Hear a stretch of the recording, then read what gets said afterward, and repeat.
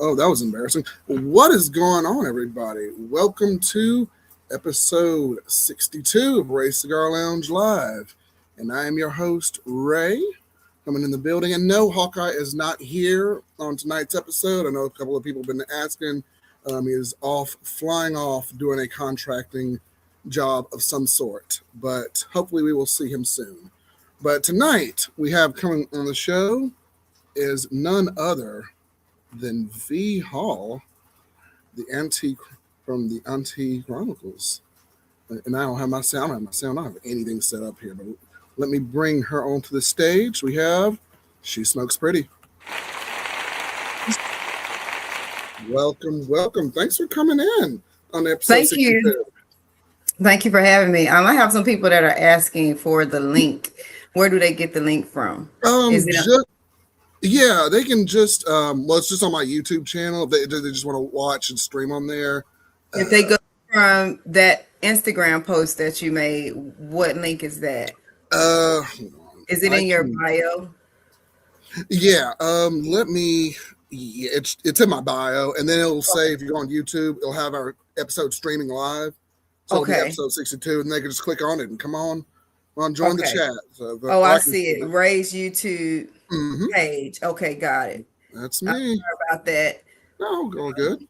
My son-in-law is here. He's listening. My son. Cool. We don't do son-in-law, so thank you for joining. He's smart. He found it. Nice. That's why my daughter is married to him, because he's smart.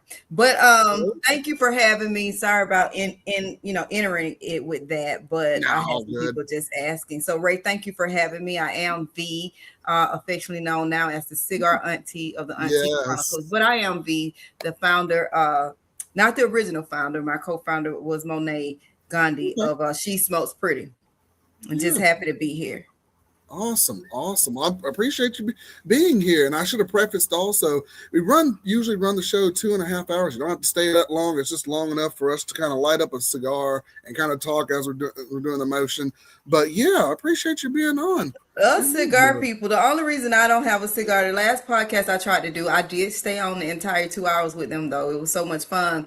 I can't, when I move outside to smoke, because I don't smoke in my home. When I move outside to smoke, my internet is not the best. So I will drink with you. Okay. And I will stay on as long as I possibly can, because it is kind of late, but you're on CST. So I'm staying up for you, okay? Oh, thank you. Oh, yeah. Like I said, just do the best you can. Yeah, and we'll go from there, definitely.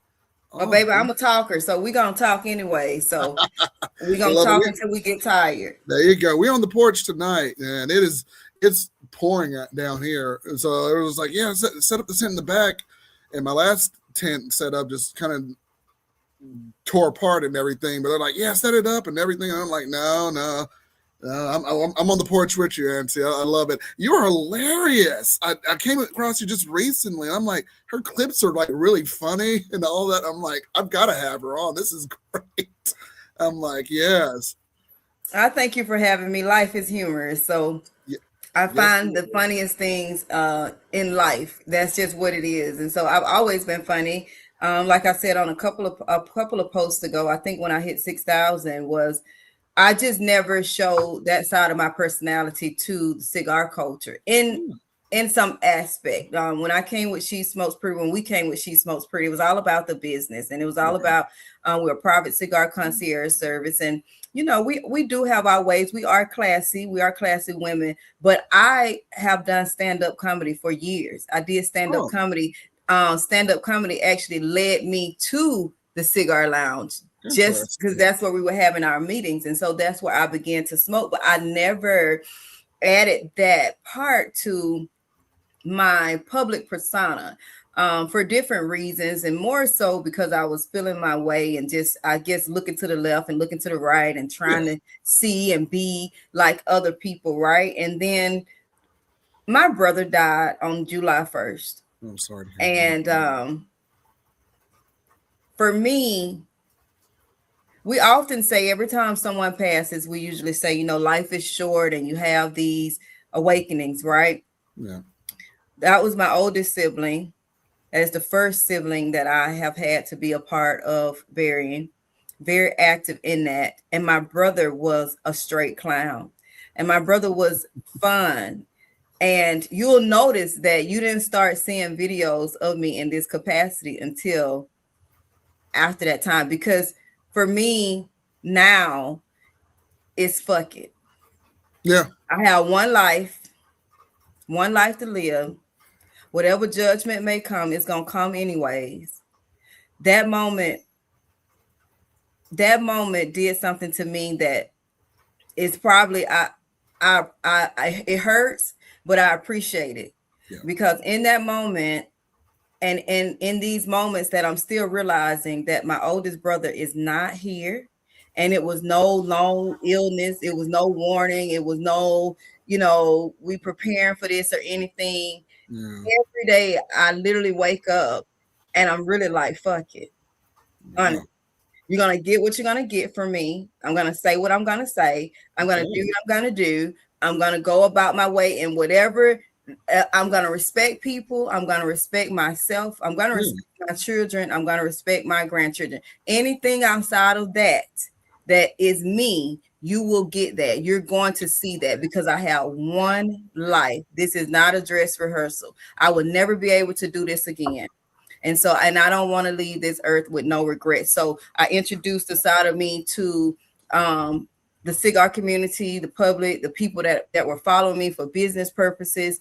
You guys are seeing that side of me, and it's on purpose. I like that. And I wish I had talked to you much sooner today, because I'm kind of going through something very similar like that. It's like you get one life, you get one shot at this, and that's it, really. It does come out. Yeah. That's all you get. That's all you get. And we spent so much time of this in this one dress rehearsal trying to be everything and everybody but who we are, and it's so cliche. Your superpower is you. You are the only you. You are the only person that God created to be who you are. And who you are, the world needs it. The world needs to see it. Apparently, the world needed an auntie on the porch in a robe, because even in that, I was like, fuck it. I'm not trying to dress up. Do you see these? I'm not, baby, I'm in a moo-moo right now. I'm clean, I'm comfortable, I'm in my house. Okay, I'm gonna smoke my cigar. I'm gonna dress up when I want to dress up. Everybody know that when I do step out, Auntie cleans up very well. I have nothing to prove to anybody anymore. And that is just like, it's freeing, it's refreshing. It hurts the way that it came about, because it actually caught me sideways, Ray, because I always felt like, and you can ask anybody, you can ask my girlfriends, I always felt like I lived my life that way. I always felt like you were getting authentically who I was when I was presenting myself. But these episodes and these events of life have shown me I wasn't.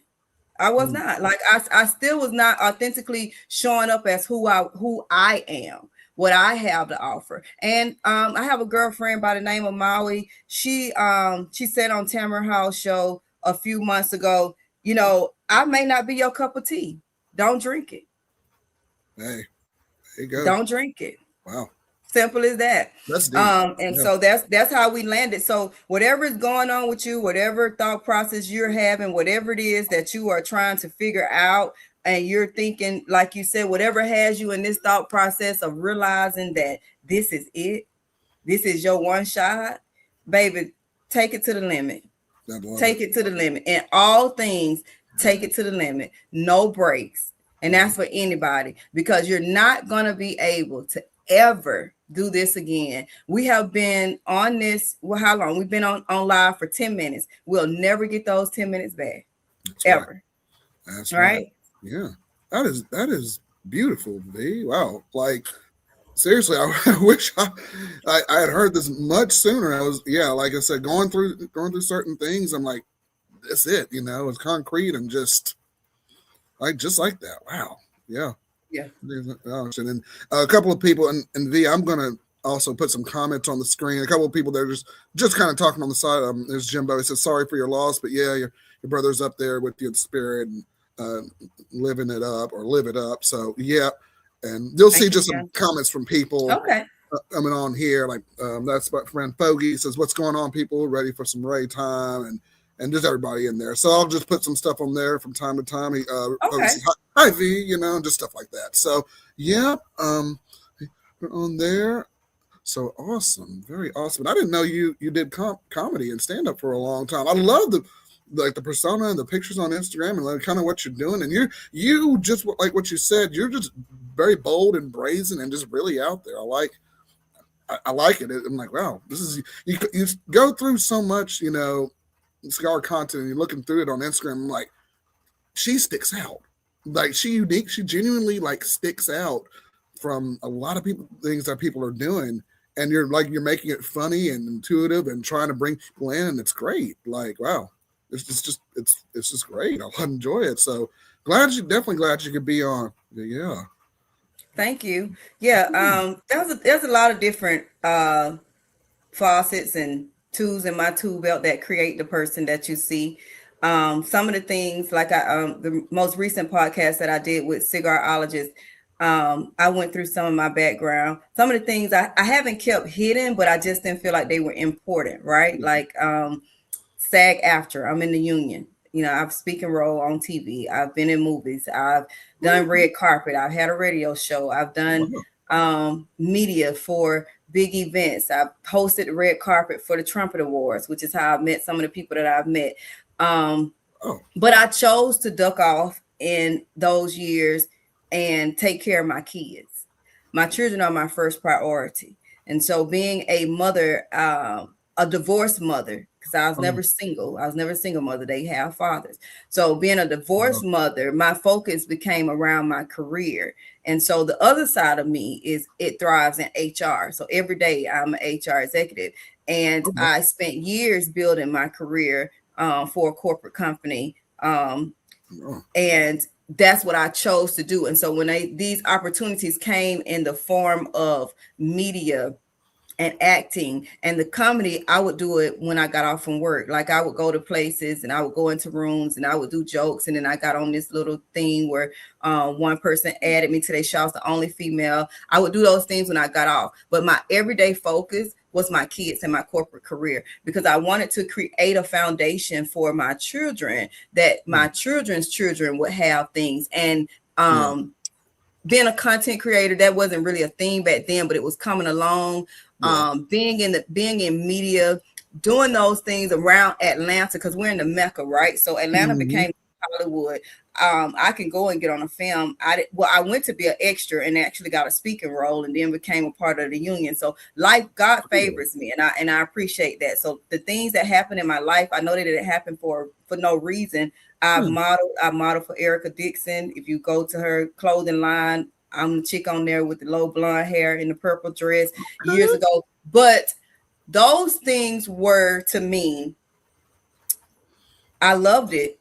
It was fun, but they weren't steady enough for me to say I'm giving up everything that I have to go and chase that. What I did say was, God, if this is meant for me, allow me to raise and create the life for my children that I'm comfortable with. And once they are settled, I will circle back around into these things if I have time in this one dress rehearsal. And so God has shown me that I have time. Everybody's grown. The baby's in college, about to be done with that. We've got 2 grandbabies under the belt. Everybody's situated. I have checked the boxes that I feel like good enough for me to check. So if I want to pursue these other things now, there is nobody that has to suffer if I don't bring home a check or well, baby, we're gonna suffer real bad. Let me take that back, Lord. I want my check, Jesus. Don't take it away. But nobody has to, it's no suffering. Nobody's missing anything. Nobody's missing. I'm not missing private school tuition. I'm not missing football payments. I'm not missing those things that made my children better, because my children, that's my lineage. That's my lineage. That's my namesake. That's who's going to be here for me when everything else in the world falls apart. And hopefully that girl says she's not going to put me in a nursing home. I'll be good enough, have been good enough to them where I can at least stay in the pool house of their house and make everything better for them. So I am at a point now where, again, it's like, fuck it. We here now. I made it. I thank God. 46 years. Thank you, Jesus. And we are here. And so every talent that I have that has made room for me, even when people didn't recognize that that was the talent that I had, from speaking Right. engagements to comedy to hosting events and things like that. Every gift that I have had, be on the lookout for it, because that's B in a nutshell. Love it. Love it. That is quite the resume there. I love that. That is crazy. And I'm going through a little bit of a separation myself. So that when you said Mm-hmm. that earlier, I was just like, that kind of resonated with me too. I was like, man, and it's just something Yeah. I'm still getting used to and trying to transition. And we don't know what the future looks like and things like that. So yeah, sorry folks, cat's out the bag, and that's probably why Hawkeye's not here. So, but that's a whole nother story for a whole nother episode. But yeah, yeah. So it's a lot going on with that. So man, I appreciate you Yeah. saying that, mentioning that. So I didn't. Ooh, man. And how did that transition into cigars, which is really interesting? You've had this massive background, and now you're the assistant manager. And I hope I'm saying the name right. Is it Acere? Acere. Acere cigars. Acere cigar lines. And I saw that, and then you're certified, and you got those that under your belt as well. So Yep. yeah, um, that's very interesting. How did that transition happen? And So, I'll have a follow up question when you're done with that. Go ahead. I'm sorry. um, like I said, when I was doing stand up, and the guys would meet at the cigar lounge, from Highland Cigar Lounge here in Atlanta, Georgia, to the patio, the original patio, not the one way on the other side of the world, Keith and George. But we meet at the patio, we would meet at Fellowship, and we would talk about the next show, and then recap what had happened on the other ones and everything. And they were smoking. Now, Spencer, that's my ace boon coon. That's who taught me how to smoke. Spencer, here are your flowers. We were at Fellowship, and Spencer said, well, you're gonna smoke today. And I was like, because I always used to pride myself, and I never had a habit. I never had a habit. Anything I Mm, start, I can stop, right? Except for these damn cigars, baby, it's stuck. I'm talking about just fucked up on them. I don't even know where to start. If it's a rehab, somebody, I don't even think I want rehab. I think if I stop smoking cigars, I might go to jail. So, oh no! I might go to jail. Somebody gonna get hurt. I don't Oh even want to stop. I can't. It is that this my vice. My mom is 75, and she always said you gotta die from something. And I ain't saying I'm gonna die from cigars, but I'm gonna tell you what. If anybody try to put it out and say that it's gonna harm me and I need to stop, baby, that's what I'm going down with. So my son on here, check the box. That's how your mama gonna leave. But no! um we were having this meeting, and Spence said that I didn't have to start so harsh. So he got me this little Tatiana Groovy Blue. Honey, I talk about them Tatiana so bad now, but your girl was smoking them things like Black and Miles, honey, because you couldn't tell me nothing. Didn't know what the hell I was doing.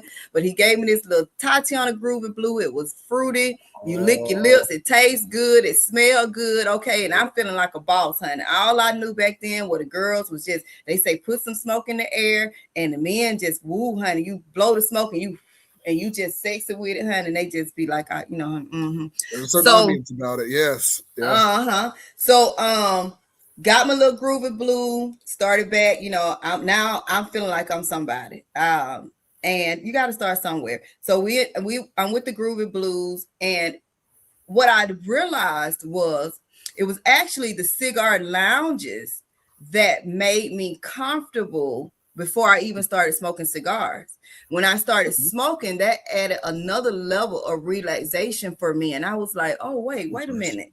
Because in those lounge settings, back then, in 2019 and things like that, there were no DJs, there were no parties, there were no live bands. We literally was sitting there, you can hear each other talk, we smoking, we chilling. And the process of inhaling and exhaling, and just I'm a loner, so I can be with people, and then I can be without people. My baby calls me an ambivert. So I can keep the party going, but when I come home, I want to be alone.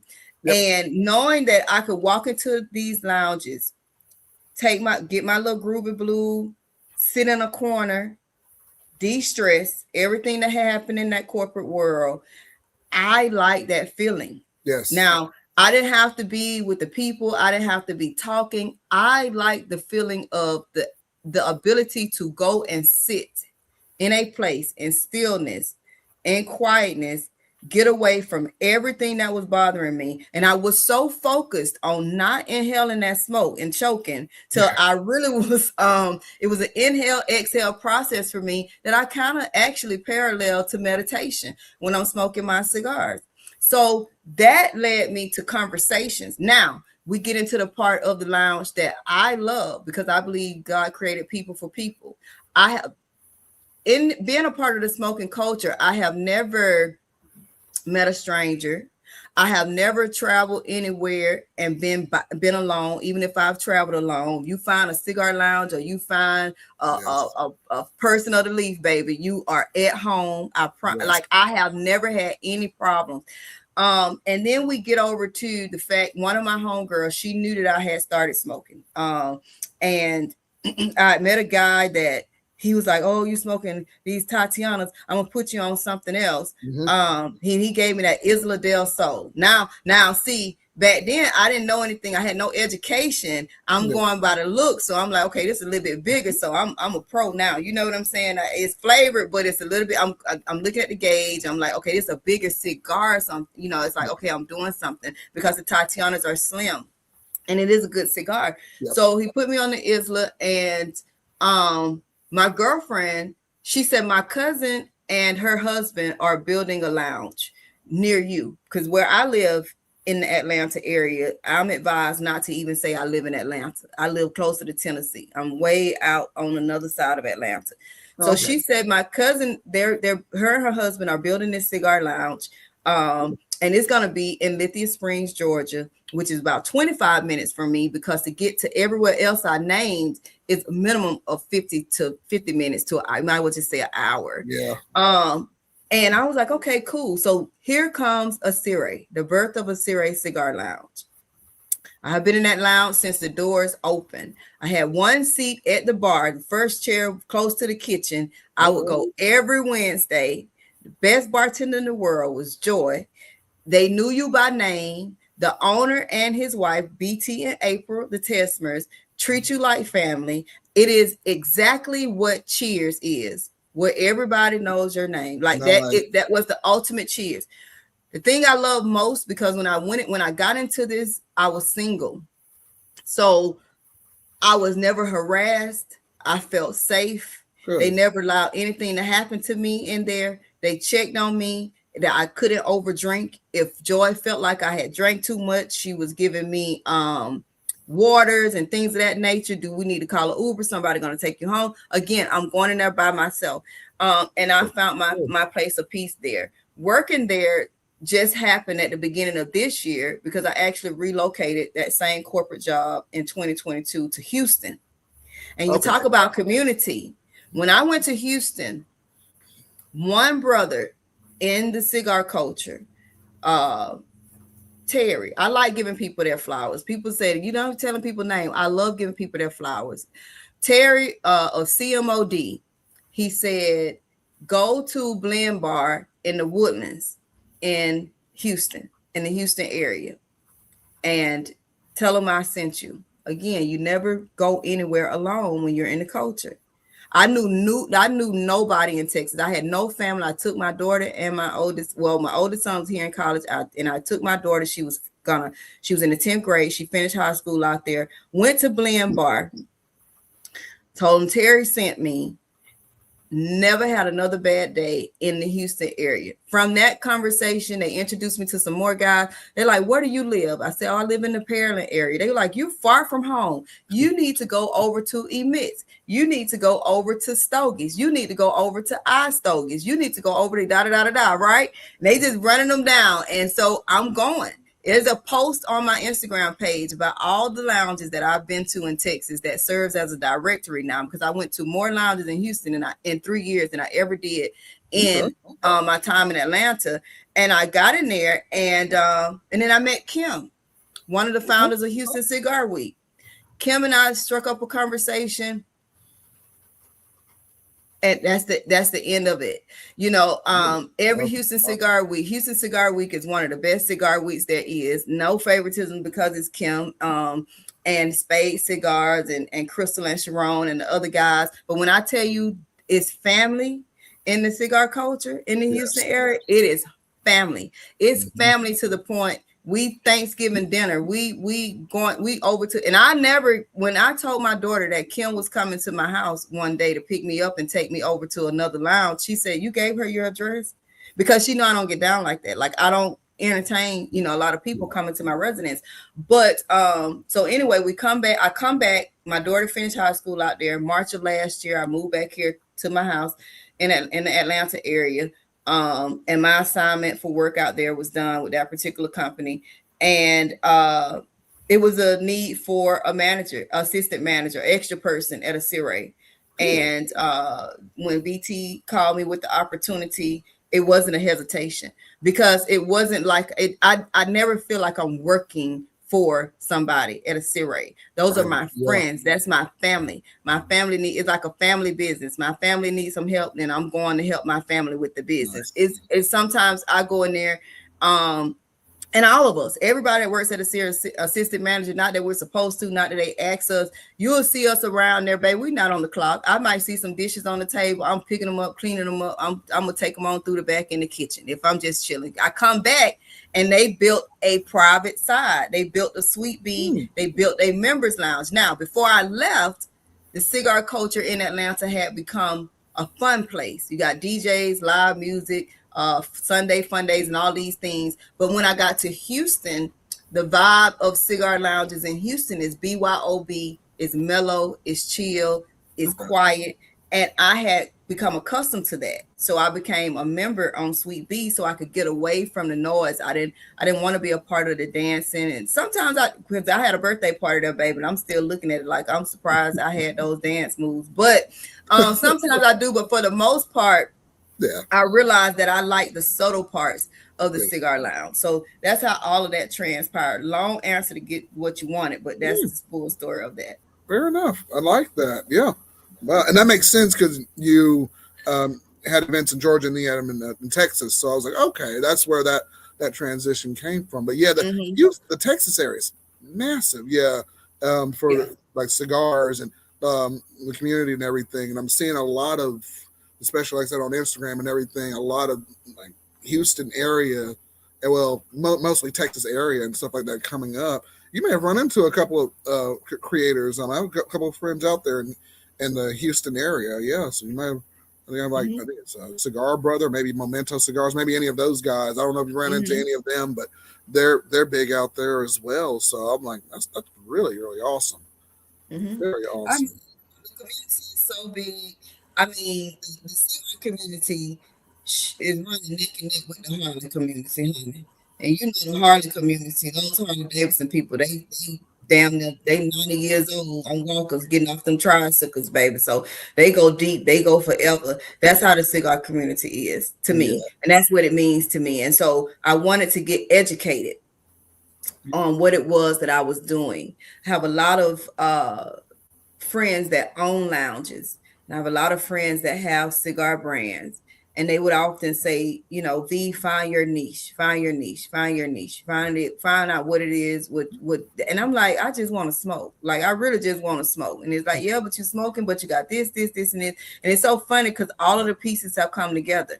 I love to educate. I love to empower. I love to encourage. I get the opportunity to do all of that. Like even with the moo-moos and margaritas that's coming up on August the 31st at Acere Cigar Lounge. That is an intimate setting for Sisters of the Leaf.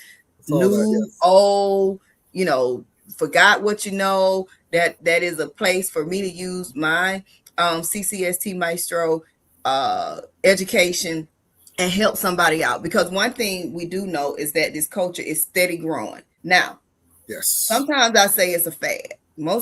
I say it's a fad because the things that are taking place, how fast people are coming along, is just a look. Most people are not really accustomed to it. But then I even had to take a look in the mirror and say, okay, well, if you think it's a fad, how can you help somebody that you think is not here for the right reason, or a female that may not be here for the right reason? How can you help them? How can you preserve the culture? Educate them. each one teach one, right? If you're open to it, if it's a young lady that's coming to the lounge and want to learn to smoke, want to learn what you're doing, want to learn how to get past the flavored cigars, or even just stay on the flavored cigars, but identify what you smoke. If it's a guy that wants to, don't want to tell his homeboys that he don't really know what to do, but he don't really know what to do. He's stuck on that one little cigar that he only thing he know, burning up your cigar, ain't lighting it right, not doing the proper cut, If you want to know these things, then that's what we're here for. That's what you get educated for. And so taking that CCST examination and passing that, and then being able to become a maestro and have my own CCST school within Tobacconist University, that's another level of just who V is. But then God is not giving me these things for myself. He gives me these things to share with others. So that's what I like to do. So you'll see how my company, it still incorporates learning. And I piss a lot of people off. Them bit me and got mad at me because I said they smoke Tatiana. Nigga, you do. You do. But I can help you get past that if you would like to get past that. Because you could smoke a Fat Bottom Betty and or Isla del Sol or Tabac, and then we won't look at you sideways. You know what I'm saying? Cigars. But so but I didn't tell no lie. If you go back to any of my videos and you find a lie, then call me, because I don't lie. I joke a lot, but I don't lie about nothing. Love it. And it's some harsh realities, but hey, we here now. That's what's up. I love that. I love that. Yeah, that you're tying that and incorporating it. I think one of your clips you had on there, it was, why are you lighting that up? You were like sitting on the porch, and I think you were kind of looking to the side. You're like, why are you lighting that up in a certain way? And you get mad at me for for lighting it up. And I'm like, this is great. This is just, this is hilarious. But no, it's those steps to empower yourself and become just more intimate, more acclimated to cigars and everything else. And actually, I have a story. I went to a party in Auburn, and I had a couple of cigars, and it was his birthday. I was going to give him one of them, and I almost freaked out and passed out. He was like, "Hey, Ray, I'm going to grab this cigar, but I'm going to cut half of it off, like half of it off, and I'm going to give one half to my brother-in-law to smoke it. Can I do that?" And I just handed it to him. I said, "Nope." And I was like handing it to the other, and I said, "Oh," and it wasn't an expensive cigar, but I'm like, still, no. And my best friend looked at me, he's like, nah. No, we don't want to do that. And that's where the educating come in at. Let me just get to another cigar, right? Like, I had someone that they told me two guys, they witnessed a guy smoke his cigar and pass it to another guy. Yeah. And I was like, baby, this is not a blunt. We do not pass cigars. I don't even pass. Right. Well, you know what? I did pass. We do pass also. I was going to say I didn't pass it between my partner, but we do pass. That's my man. So yeah, we do be passing our cigars. You know what I'm saying? That's cute too. But I'm other than that, ain't no chick sitting beside me. I'm finna say, hey girl, you want to take, we not doing that. You don't pass cigars. And that's my little brother over there in the comments that say he didn't. Hello, Joe.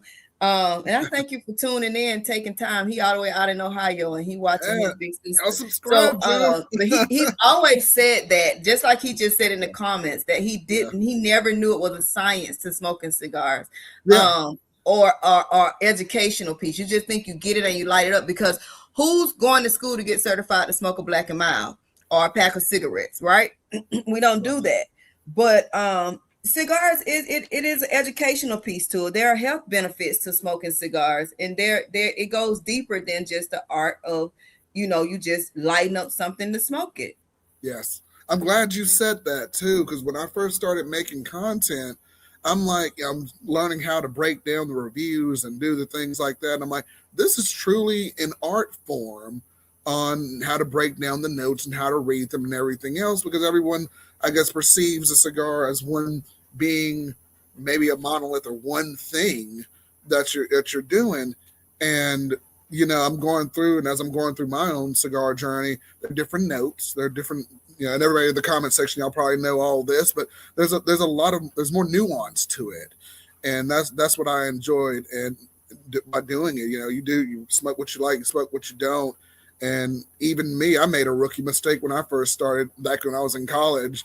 I would cut off, I cut off like a huge chunk of the base The there, and I top. just, and I'm like, oh man, I can get a better draw if I just cut off this much of it. And it unraveled. It was like, it was bad, but it smoked okay. But it was just like, yeah. And then you go back and you learn more, and you really think about it, and you go through, and then it's definitely not the same, from the old days of smoking black and milds, and you go up and you get more premium stuff, and it gets better. Right. Yeah. And V Fogey had a question, said, V, what is your go-to stogie that you smoke the most, or what are you on currently? My go-to stogie,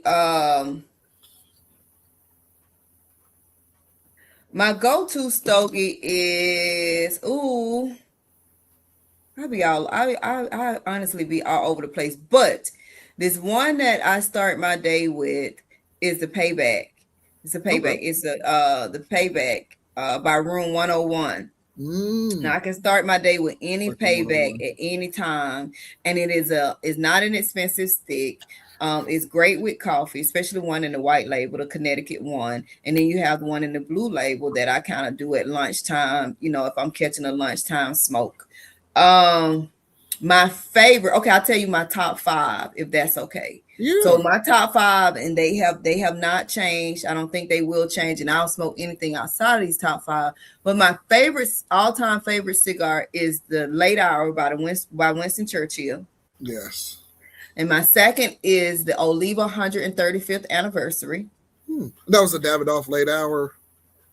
You The said, Davidoff, oh, the okay. Davidoff, the late, Okay. Okay. Winston Nice. Churchill Davidoff Late Hour, Nice. Nice. Oliva 135th anniversary, Okay. Long Live the Queen, and a Mm, Lancero.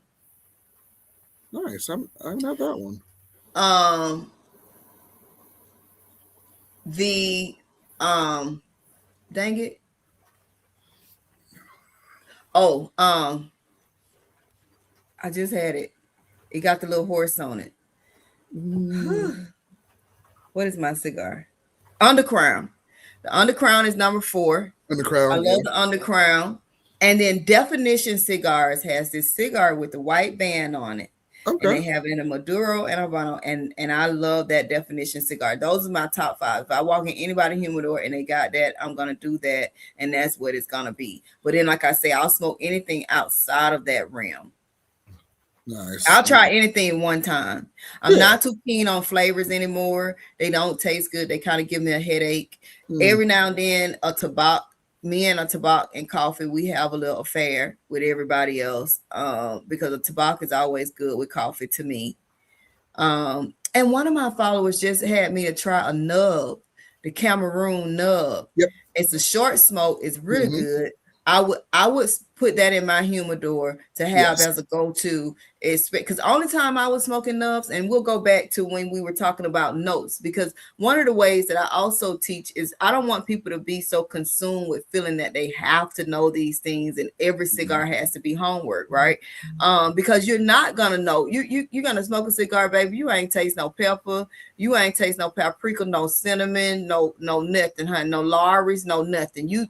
I'm smoking to keep from slapping somebody's teeth to the side. That's what I'm doing. Just let me have this smoke. I'm not trying to find, the parsley. I ain't trying to find nothing, the nutmeg, none of that. I'm trying to stay out of jail. So let me have this smoke, okay?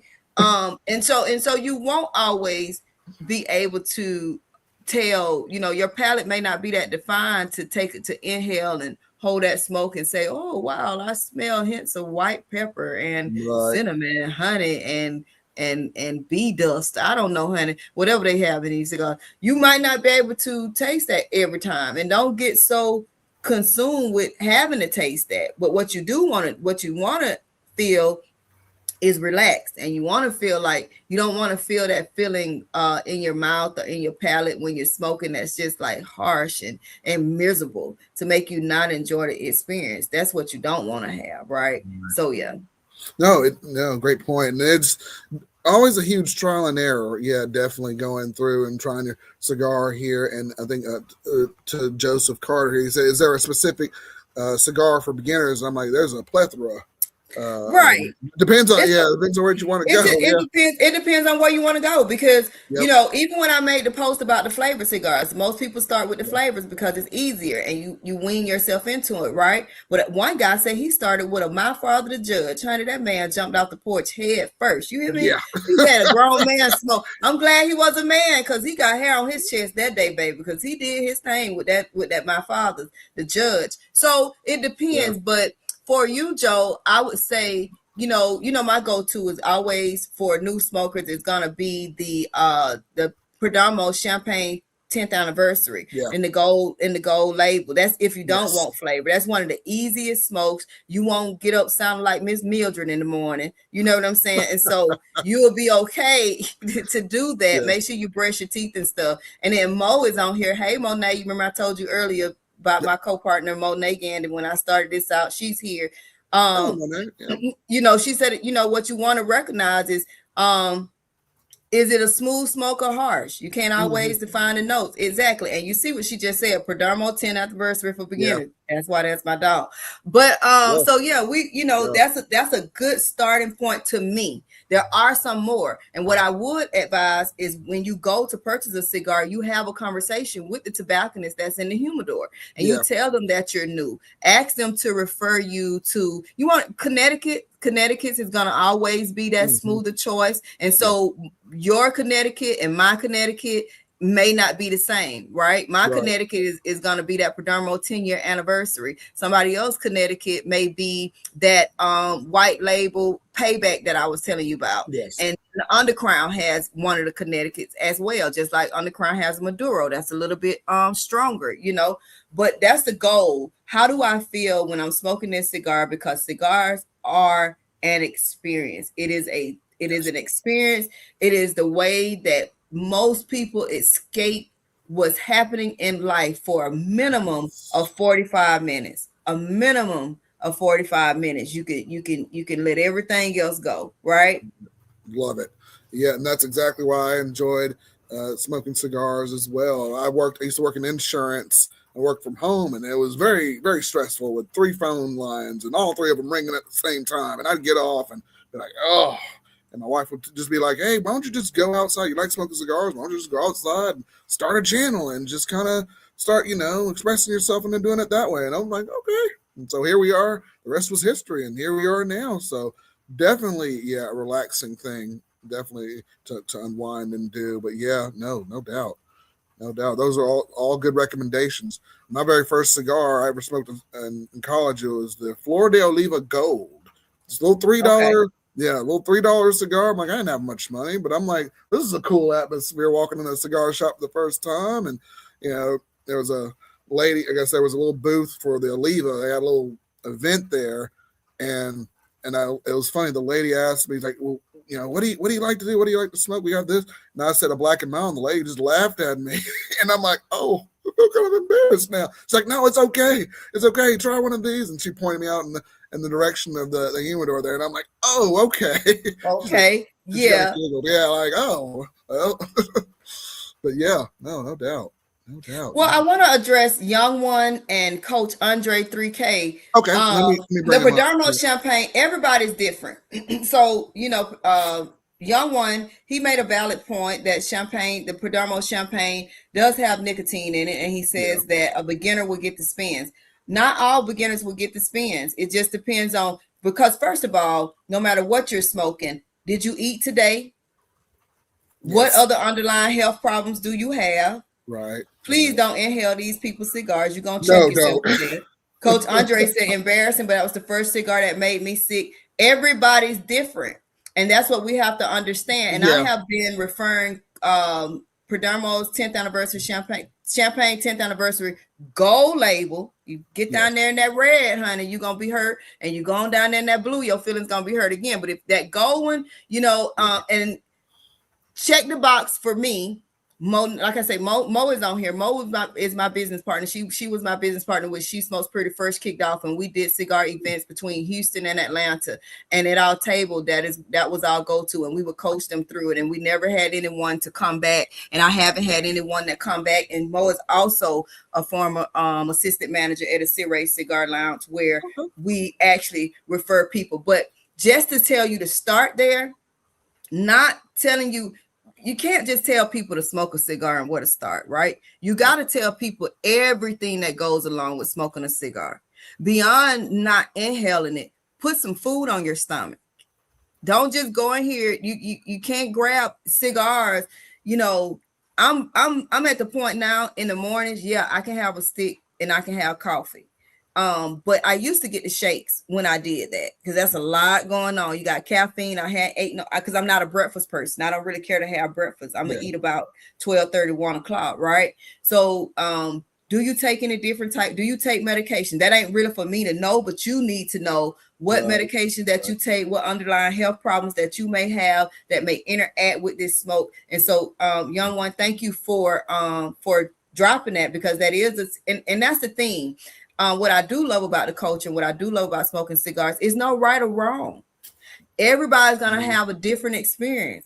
Young One and Coach Andre 3K, they had different experiences with Padermo that other people need to know about, because that could happen to other people, right?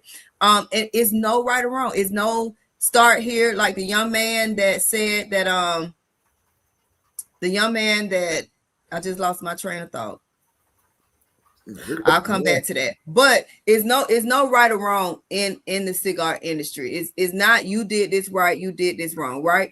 One of the things that I learned through getting my CCST about cutting cigars. Yeah. When I started smoking cigars, and to this day, people, they high dollar if they say they getting a V cut. V cut is the way to go. Baby, I got my V cut. I got me 14 V cutters off of Amazon. Got me a deep V, got me a shallow V, honey. Mo, what's the name of that little cut that you do when you crisscross it like the cross with the V's? You can't tell nobody nothing when they get that, when they cut them cards. But the best cut, the best thing for a cigar actually is a punch. Hey, and then it's a punch, and then after that is a straight cut. Crown cut, young one. Yeah, crown cut. It's a straight cut. And the straight cut, you don't do what you did in high school, in college, when you cut half of the tip off. You just want to take that little piece of the cap off. Yeah. And in my video, when everybody assumed I was being funny, and when I said that people actually lick their cigars and ask us to cut it with a public cutter, and I said, bite it off, baby, the pros bite it off. I was in Nicaragua. They ain't got no cutters in that field, baby. They taking them things, popping them tops off, and smoking like I don't know what. Damn. I'm not that advanced. No, I'm not either. I thought that was just in the movies or something. They actually in Nicaragua, in the tobacco fields. What tools they got out there? They working. They honestly in the factories. They they bite the top off. They'll stick their finger down it. They'll peel it off. All you trying to do is get that last layer of that cap off to have to let your cigar breathe. And another thing you can do with these pokers that people have that kind of look like the toothpick, you could put about 4 or 5 holes in the top, and you can smoke from there. You just trying to break through that cap to get your smoke to come out, because V cutting and the things that we do that expose so much of the cigars, a lot of smoke, we make room for a lot of smoke to exit the cigar, and that's not really what you want in your mouth. That feeling, you may like that feeling, but that's not really the gist of it and the experience that you want to have. So interesting. And he said they will also just use any lighter, using a big lighter. Baby, you talking about burn the tip of your fingers off with that big lighter? Go ahead on and use that soft light if you want to. Now, sometimes lighters. That's a good point. Who is that? Hot Box Cigars and Gaming. Hot Box, baby, Hot Box. I don't know if I would come to Hot Box Cigars. Okay, but I like it though. When we talk about lighters and butane, the most authentic way, and you get your best experience with cigars, to me, because we just said ain't no right or wrong, but throughout history, are matches. You're going to use matches, you're going to use cedar, because you try it. Light a cigar with butane and smoke it, and you'll taste it. Yeah. Light a cigar with a match and smoke it. When Spencer taught me how to smoke, one of the first things he taught me when I was learning with him, when I did light my cigar with that torch, I blew it out first. I blew through my cigar before I inhaled my smoke. He's like, and I could taste the difference if I just light up and go to smoking. I could taste the difference. But if I light up, get it started, and blow through it, blow it back out, and then I didn't taste so much of the butane in my cigar. Interesting. Is your favorite method matches, or do you like just a torch? My all-time favorite method is a long stem match with a strip of cedar. Oh, there you go. I see some people at the lounge, they'll light the cedar and then they'll smoke it. They'll light the cigar with that. And then, you light it, you strike the match, or you can use a torch, light the cedar, and use that to smoke your cigar. And you can get that from any cigar lounge, because they come in all of their cigar boxes. They give it away. They come in sheets and things like that, and you just break it into these little strips, probably an inch long. And that's my all-time favorite way to light a cigar, to smoke a cigar. That is when I feel like I have my best experience in taste. That is when I feel like I pick up on the different notes in the cigar. I'm joking about paprika and Tonus and Laurie seasoning, but I have noticed that when I go that route, I can taste a little pepper. I can taste a little, cocoa. I do. I even learned to identify naturally sweet cigars, like the Sumatra Leaf by Oscar, but the Sumatra one has a naturally sweet cigar. It's not a fat bottom Betty sweet. It's not a crazy Alice sweet, but there's a natural sweetness to that cigar that is really, really, really good. I have come to learn since visiting Nicaragua that I like Sumatra. I like Sumatra and Connecticut blends. Okay. Yeah. Nice. Very nice. And if anyone's interested, I'm smoking on, this is the La Aurora 115 cigar right here. I've been dry boxing it for a little bit, and I'm just now getting around to lighting it up. So it's been dry boxing for a couple of months now. And I'm like, I'm just going to pull it out the occasion, but very good. Right. They get smooth smoke. Yeah, La Aurora. And I've got a video about one of their cigars that I smoked, so I'm going to put that up there as well. But man, yeah, I'm enjoying myself here. This is good. Good job. Good when I get off with you, I probably go on the porch and go on and have my nightcap out there. Yeah. I don't know if it's raining over there where you are, but it's been pouring down a little bit.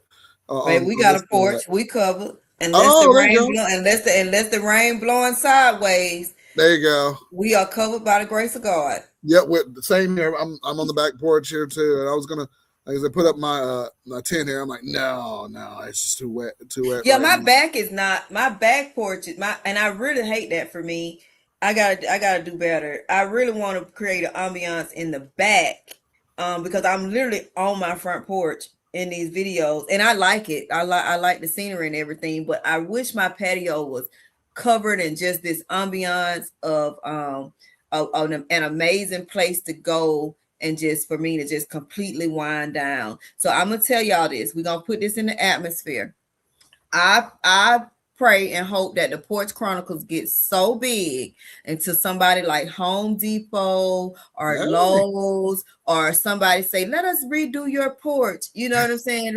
Let us redo your patio and we sponsor your little porch activities, baby. Come on, or I actually, somebody want to sponsor it. I don't care, but I want my patio.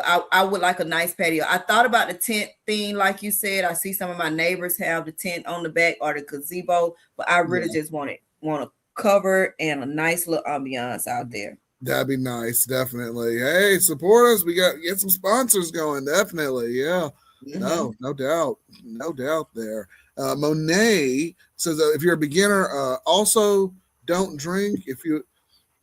Like you would when you're trying your first cigar. That's interesting there. Or you're saying just don't pair it with anything, or just like drinking things? No, she said, correct me if I'm wrong. if you used to chugging like 2-3 drinks at a time, Okay. lay off that when you're smoking your first cigar. Okay. Maybe have you one drink, but if you're like a heavy drinker or you're used to going to the bar and you getting 2 and 3 old fashions, you're adding a substance, you're adding tobacco to this experience. So Mm. you're gonna already have a little feelings and feels and wooziness going on. So I think what Mo is saying is don't do your normal drink setup. Don't do your normal 2-3 glasses or multiple glasses of wine. If you're drinking alcohol, your first cigar kind of take it light on the alcohol, and then as well, so you can identify what you're smoking as well and how you're feeling. Okay. I like that. That's good advice. That is really good advice there. Yeah. Well, all right. And I think a young one said I think his favorite. If I can pull up my Sumatra wrapper cigar is the Oliva V. Yes. Now let Yeah. me tell you something about that young one.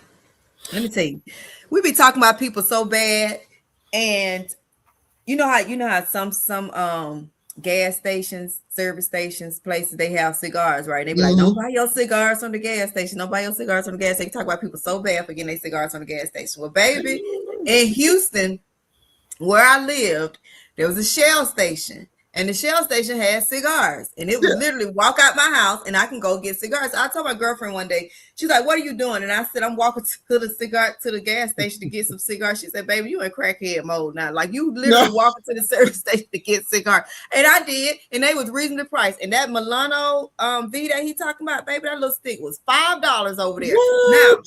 yes, but let me tell you, $5. $5. This Shell station in Pearland got the best cigars, the Oliva V, the G. They got the fat bottom betties over there for $7. But I'm gonna tell you how. That's why you don't know what you don't know. Now, I don't think you can get cigars out of everybody's service station, but what I learned through the cigar community, and when I became tobacco licensed in Texas, the place that I would get my cigars from is a distributor called CDOT.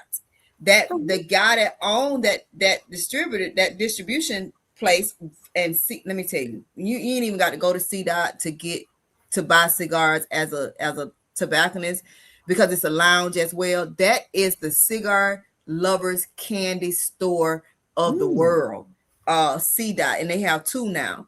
But anyways, he owned those Shell stations, so his cigars were properly stored. He had mass production of cigars, and he could place them in these gas stations at a reasonable price. He owned a few Shell stations in the Houston area that had, because I was like, nah, didn't nobody never tell me I can get this type of quality of cigar. Padermo's was in the gas station.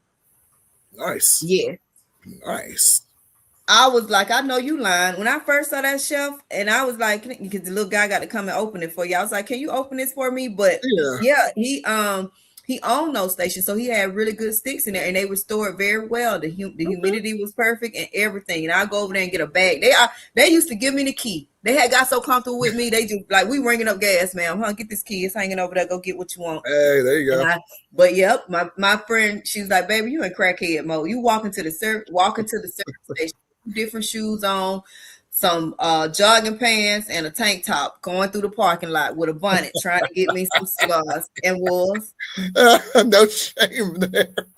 I would go out sometimes, just have my robe or whatever, just go. I'm like, I'm just walking in here. I gotta get what I need to get. Now, don't you take your ass outside no more in no robe as no grown man and go in nobody's store. Take no, that, put your jogging pants on. No. No, that's what it is. Though. I love it, But I guess the whole stigma behind that too is you see a lot of like gas station, or even there's a place nearby here, as mostly like kind of like a tobacco kind of liquor kind of combo there, but the cigars are they look kind of sad and poorly put together, like some of the shelves, and I'm like, hold on, is that like mold or some dust, and they weren't even lined up well, and but they were part of the liquor, like the aisles there, and stuff looked really nice. But then I'm like, oh, cool, they got cigars there. They had some pretty good names. They had Nub, Cameroon, and a couple of other ones, but they Yeah, were just so, I don't yeah, know, you just so can't really. disorganized. Like, I what? probably know what you're talking about because we had some liquor stores in Houston too that had cigars and they were not well taken care of at Yeah, all. And to somebody who would not know what you're looking for, because some people, there are some cigars sometimes that's gonna have polyps and things on it, but yeah, not mold. yeah, Okay, the cigar will age. You will have you see a little whiteness on the cigars. You have to know what you're looking for. And to people that don't, and then you're gonna have a terrible experience. You're gonna say it made you sick yeah, because it's gonna make you sick as a dog. yeah, But they aren't very well taken care of. I just saw somebody posted where their Costco has cigars now. yeah. Now it was a Total Wine that had cigars that had they were very good. They were very well taken care, and they had a house cigar in that Total Wine. Hmm, It was a $3 stick. It was really really good in the Total nice. Wine. Yeah. Mm-hmm. But Very you gotta be careful because I agree, and I've seen that in a liquor store in yeah. Houston, in Texas, where the cigars were horrible. And I told management, I was like, this is not it. Like, y'all gonna kill these people. Go get that off that shelf over there. Yeah, no doubt. I'm glad. Yeah, I'm glad you agree with that because yeah, I've seen some hole in the wall places looking good, and that one just like, oh man, really? Like, no doubt. And then it was so bad. I'm like, you guys don't even have the same stick. It's like so disorganized. You got, the nubs over here, and then you got, this other one over here. I'm like, oh my gosh. And then you still have to unlock it to get in there, and I'm like, I'm trying to go through. I'm like, oh, okay, I thought this is where this section of cigars were. It was crazy. I'm like, come Yeah. on, but yeah, And that goes back to us saying that you know cigars are becoming and may not just be becoming, but it's a fad, right? I've yeah, gone to places that have been clubs that sell cigars because they're not mhm, cigar lounges. They're clubs that sell cigars, and I have a lot of associates that own different businesses, yeah, and I've heard people say things like, and I'm like, that's a trash ass cigar. Like, that's horrible. I just felt yeah, like I just smoked some damn cardboard. Like, I could have smoked the box. I could have got a pack of Newport 100 menthol light and did better smoke than that. And they'll yeah, say, they don't know what they smoking. And it's the God honest truth. And that's one of the reasons why I do what I do, and I educate along the way, because they yes, don't know what they're smoking. Some people just run by. Even from my experience working in the humidor, I've had people come by and they be like, what's your best cigar? I'm like, what do you want? Because my best is not your best. exactly. Yeah, I'm headed to a cookout, and I just want to have something they're gonna be smoking over there. Okay, let me let you get these what's them little things called? That's $5 over there. They got some red ones and they got some blue ones. But let me put you yeah, over here. Grab this right quick, like, because you about to waste your money and you out here playing with these cigars. right, right. And they don't know, and it's really like that. And some people know they don't know, right? So it ain't Mhm, even just talking about them. They know they don't know. They'll tell you, like, I don't smoke. I'm just doing this. And yeah, that's sad that people take advantage of that and give people products that are not up to par, things that they wouldn't smoke themselves, right? Even in my home humidor, I get cigars.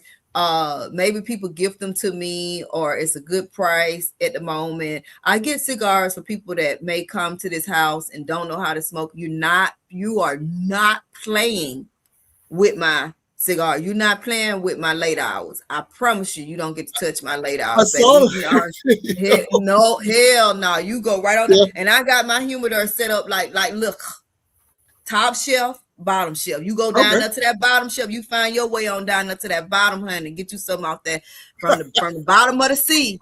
That's for you, yeah, right down there. But I uh, still don't have yeah, things in there that when push come to shove and auntie just out of the way, that I won't go in there and smoke myself, if okay, that makes sense, right? yeah, Like, it I don't does, yeah, have nothing that I consider horrible that I right. wouldn't smoke. There you go. I saw one of your clips too. I think you were just like, you out here smelling the cigar. You think you're gonna get a refund on it? You out here, what do you think this tastes like? What do you think that like that? I die. I was watching. I'm like, I died. I had to watch that like 2 or 3 times when I saw that. But because it's because true though. yeah. So I worked part time a long time ago in cigar shop nearby in the Birmingham area, and you'll be surprised. Like 60 or 70% of the people who walk in there, they don't know what they're looking for. They don't know what they're prefacing or anything like that.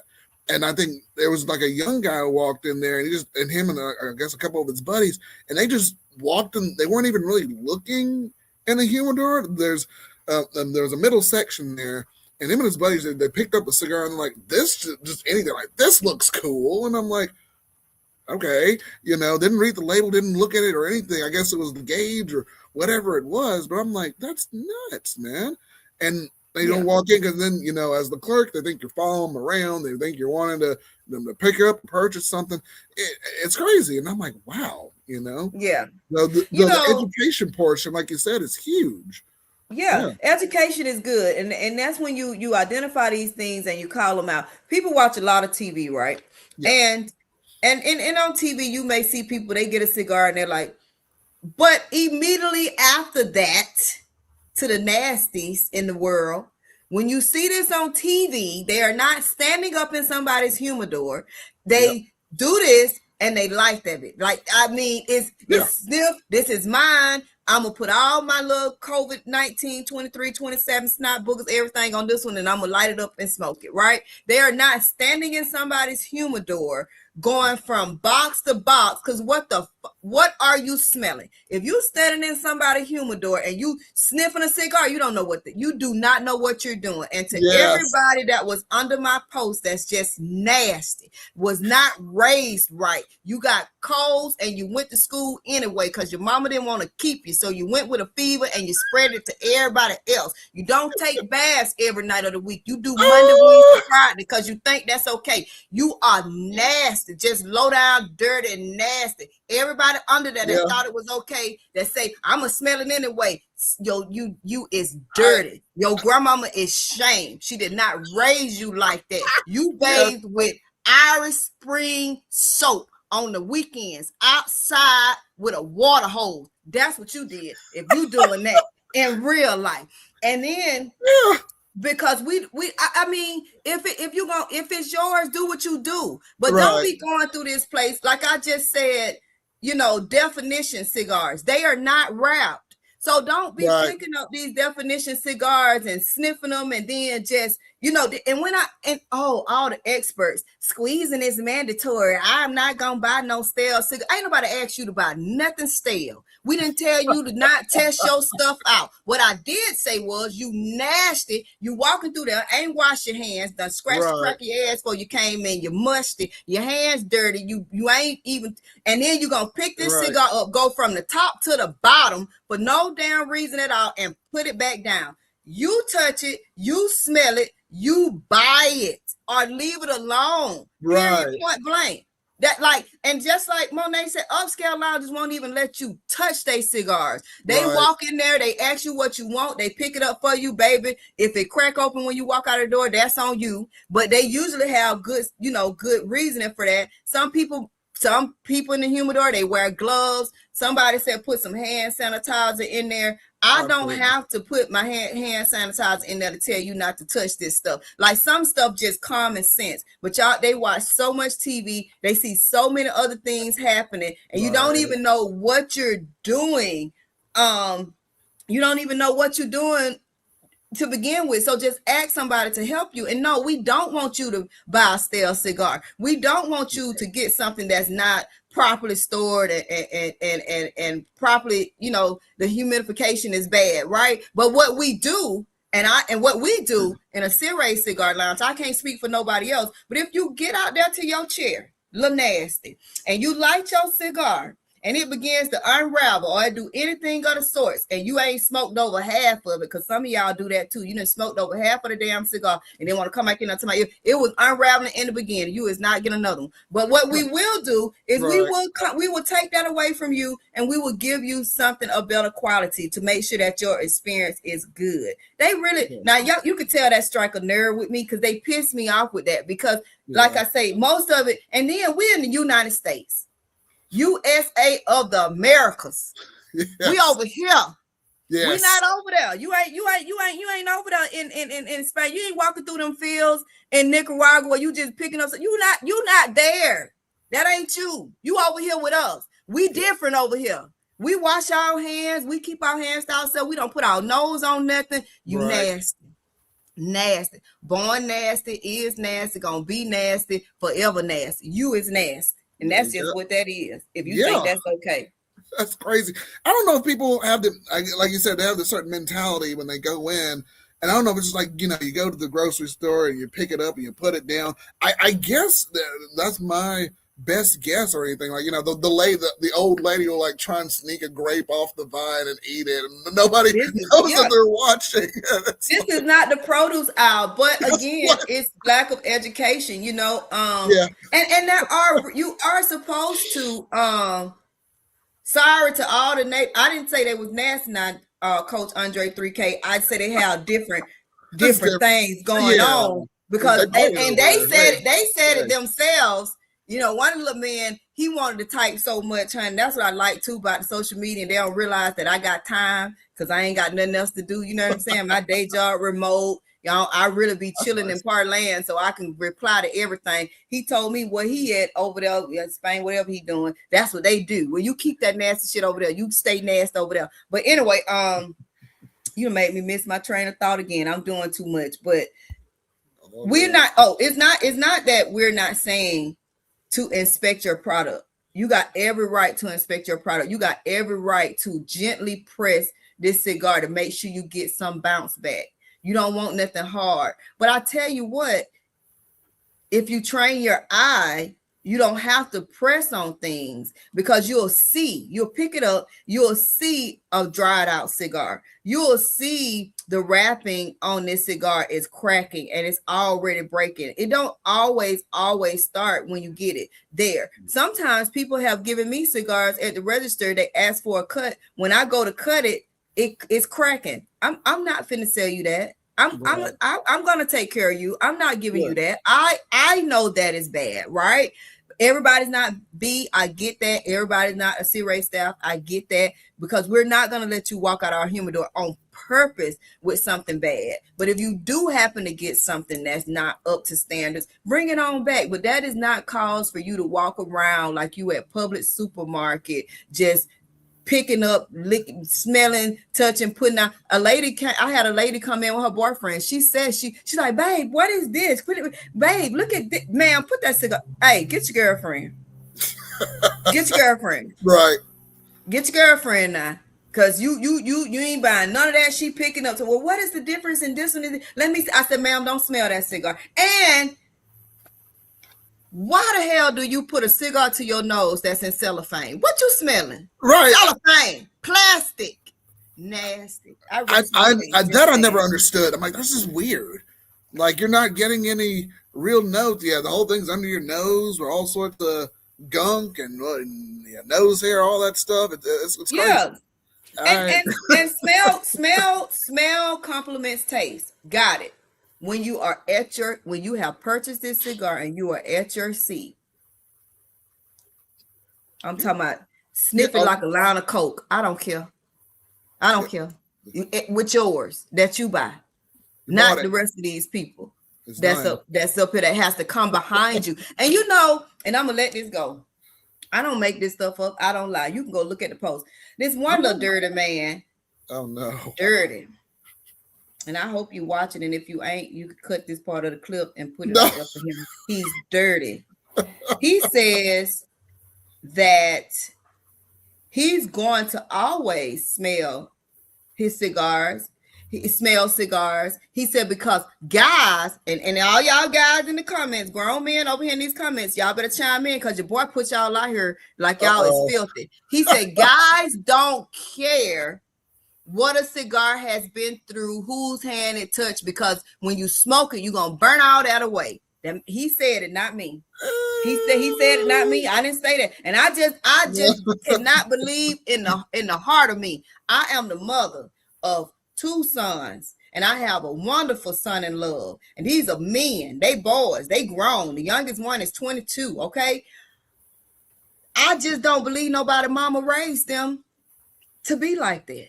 I just don't. He said men And I'll pull the comment for y'all. He said, men don't, he said, that's the one that said, and this is why a woman should not sell cigars, because men don't care what the cigars have been.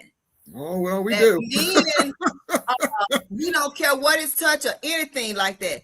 Him said it, not me. I refuse to believe that men deal with that, baby. That is not true. I'm not looking at none of y'all dirty. Everybody over here in this comments is clean. But that man said y'all nasty. He said men don't care. He said men don't care. I definitely I know one thing my daddy told me men don't care about, but we this ain't this type of podcast. But I hope y'all care about y'all cigars. I hope y'all care. Yes, Ray's Cigar Lounge, we do approve of the quality and authenticity of our cigars. Yes, indeed. Yeah. Yeah, that just blew me. And I know that a lot of people, they comment. You got Twitter fingers. People get bold behind he probably ain't got no friends. He probably play the game box all day long, sit up in a dark room, pick boogers and watch porn, and he ain't got nobody else to talk to. So a lot of people get in the comments and they just say stuff. I don't take it for face value. I actually like that people feel like they can express themselves. If it go too far, I end up turning the comments off, because I've seen people get to arguing in the comments, and I don't want that type of community. It doesn't have to be like that, because we can all agree to disagree on things, right? We don't have to always agree to everything, but we do need to all come to one unified conclusion. Don't touch these cigars and smell them if they ain't the ones that you about to check out with and swipe your little card with, or get them folks your little dirty dollars for. Don't do that. There you go. Don't do it. Well said. Yes. Yeah, there have been some weird rituals people have done prior to getting a cigar or anything. And one of my friends says, but what if they're blind and they buy a cigar? I just saw a comment on there, and I'm like, and we do have a blind customer that comes into our lounge. We sure do.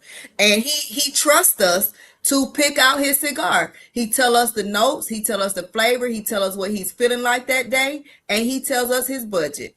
And he allows us to pick his cigar. And he'll find one that he likes. I just gave him a Plasencia Campo a couple of weeks ago, and he was like, "V, this the one." So we write that down in his profile, in his notes, so that when he comes back, he can let the girls go in and identify what was one he really liked. And then he say, I didn't like that last one. And he'll take the wrapper and put it in his wallet. And so he said, what was this one? It was a Plasencia, but it was in a red wrapper. I forget the name of it, but this was a Campo with the light brown wrapper. And he said, I like this. He said, so I'm gonna throw this. He threw the other wrapper away. But to answer your question to the young man, it says, he said, what if you are a blind cigar smoker? There are ways around that. And so he don't have to touch, smell, he don't have to finesse the cigars. We actually handle that for him, because you should be able to. And this is this is where we go back to the consumers, educating the consumers. And also, y'all just stop doing stuff just for the sake of saying you're doing it. Because if you out here smoking these cigars and you paying $15, $16, $20, $30, $40, $70 for them, you should be able to speak to what it is that you are looking for. And then you don't have to go around like you grocery shopping. You should be able to walk into a humidor and say, I want to smoke for an hour and 15 minutes. I want something that is mild, more on the Connecticut side. I really like Sumatra, and then blah, blah, blah. But see, when you can't do that, you got to go around sniffing and touching and smelling and rubbing and all that, finessing these people's cigars. Not everybody, but for the most part, you should be able to speak to what you want. Then we can direct you right to that. And then you don't have to go through. And then some people that, they just like to, I guess they be looking for different things. I've had people that have gone through the entire humidor. From the time you walk in, went all the way around, just doing the most, and go pick up a Tatiana and check out. You knew you was getting that Tatiana when you walked in here. Yep. You knew that. You knew what was on your heart. You knew you weren't gonna do nothing else. Get out of here. Go Yeah. home. It's always an overwhelming thing. I don't know how big your humidor is, but people will walk in, but already knowing what they're initially getting. I don't know if they're just looking to see what's new or whatever is up there at the time, but it's just like they come back to their go-tos, or like you said, that Tatiana cigar. I'm like, yeah, I'm just gonna pick that up anyway, and just kind of look out there. Sometimes I've had people say they ask you 25,000 questions. Please don't do this to your tobacconist. I am here speaking out on behalf of. Let me sit up straight. Go ahead. On behalf of all tobacconists around the world, the United States of America, and everywhere else, please don't come in this humidor and ask us 25,000 questions just to do what the fuck you gonna do anyways. Don't do it. We don't have time to stand there and just talk and hold a whole conversation with you because you need a friend. We are actively selling things. We would like to be great. We want to get the fuck off our feet sometime and just sit down, smoke our cigar too. Yes. Now, because you have nothing else to do, you want to ask us 30,000 questions that you're not going to remember tomorrow and you're really not interested in. And then you go and you do what the hell you're going to do anyways. Please stop. We would appreciate it. Cotbox said, don't be an asshole. That's frustrating. Oh, wow. Frustrating. Oh, my gosh. Yeah, I know that. Yeah, that has got to be. It's frustrating. Very frustrating, yes. Another thing that's frustrating, being a female tobacconist. Yeah. And men walk in and think you don't know what you know. Or think you can't educate them and tell them things. If you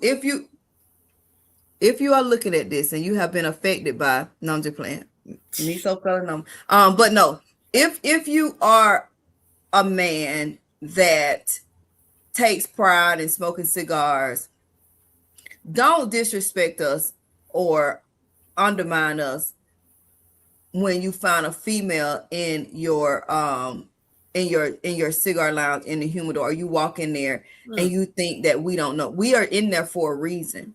Most of us know more than what you know. And so don't ever do that. Like, that's the most disrespectful thing. I've had guys to come in and they like, oh, you wouldn't know what I would like. I'm just gonna get, okay, sir. That's your prerogative. You know what I'm saying? Or or they'll come in and they'll call somebody on the phone. They'll call their homeboy because it's a chick at the cash register. Man, what you said, smoke? Hey, hurry up and get what you gonna get. Spend that check so I can go sit down and finish smoking my cigar. Get it, sir. But don't do that. That's very disrespectful. Yeah, really. They not scared of me, DJ. Yes, they're scared of you. Oh no, and that's too. I've had female tobacconists teach me different things that I didn't know. Hey, here's how you properly bleed out if you like your,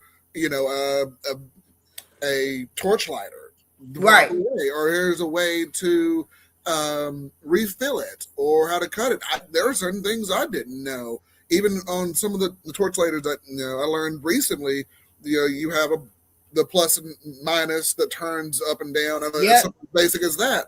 I'm like, oh, well, why is this always, boom, it's blaring all the way up like this? And I'm like, oh, it's torching the cigar. Oh, I can go down.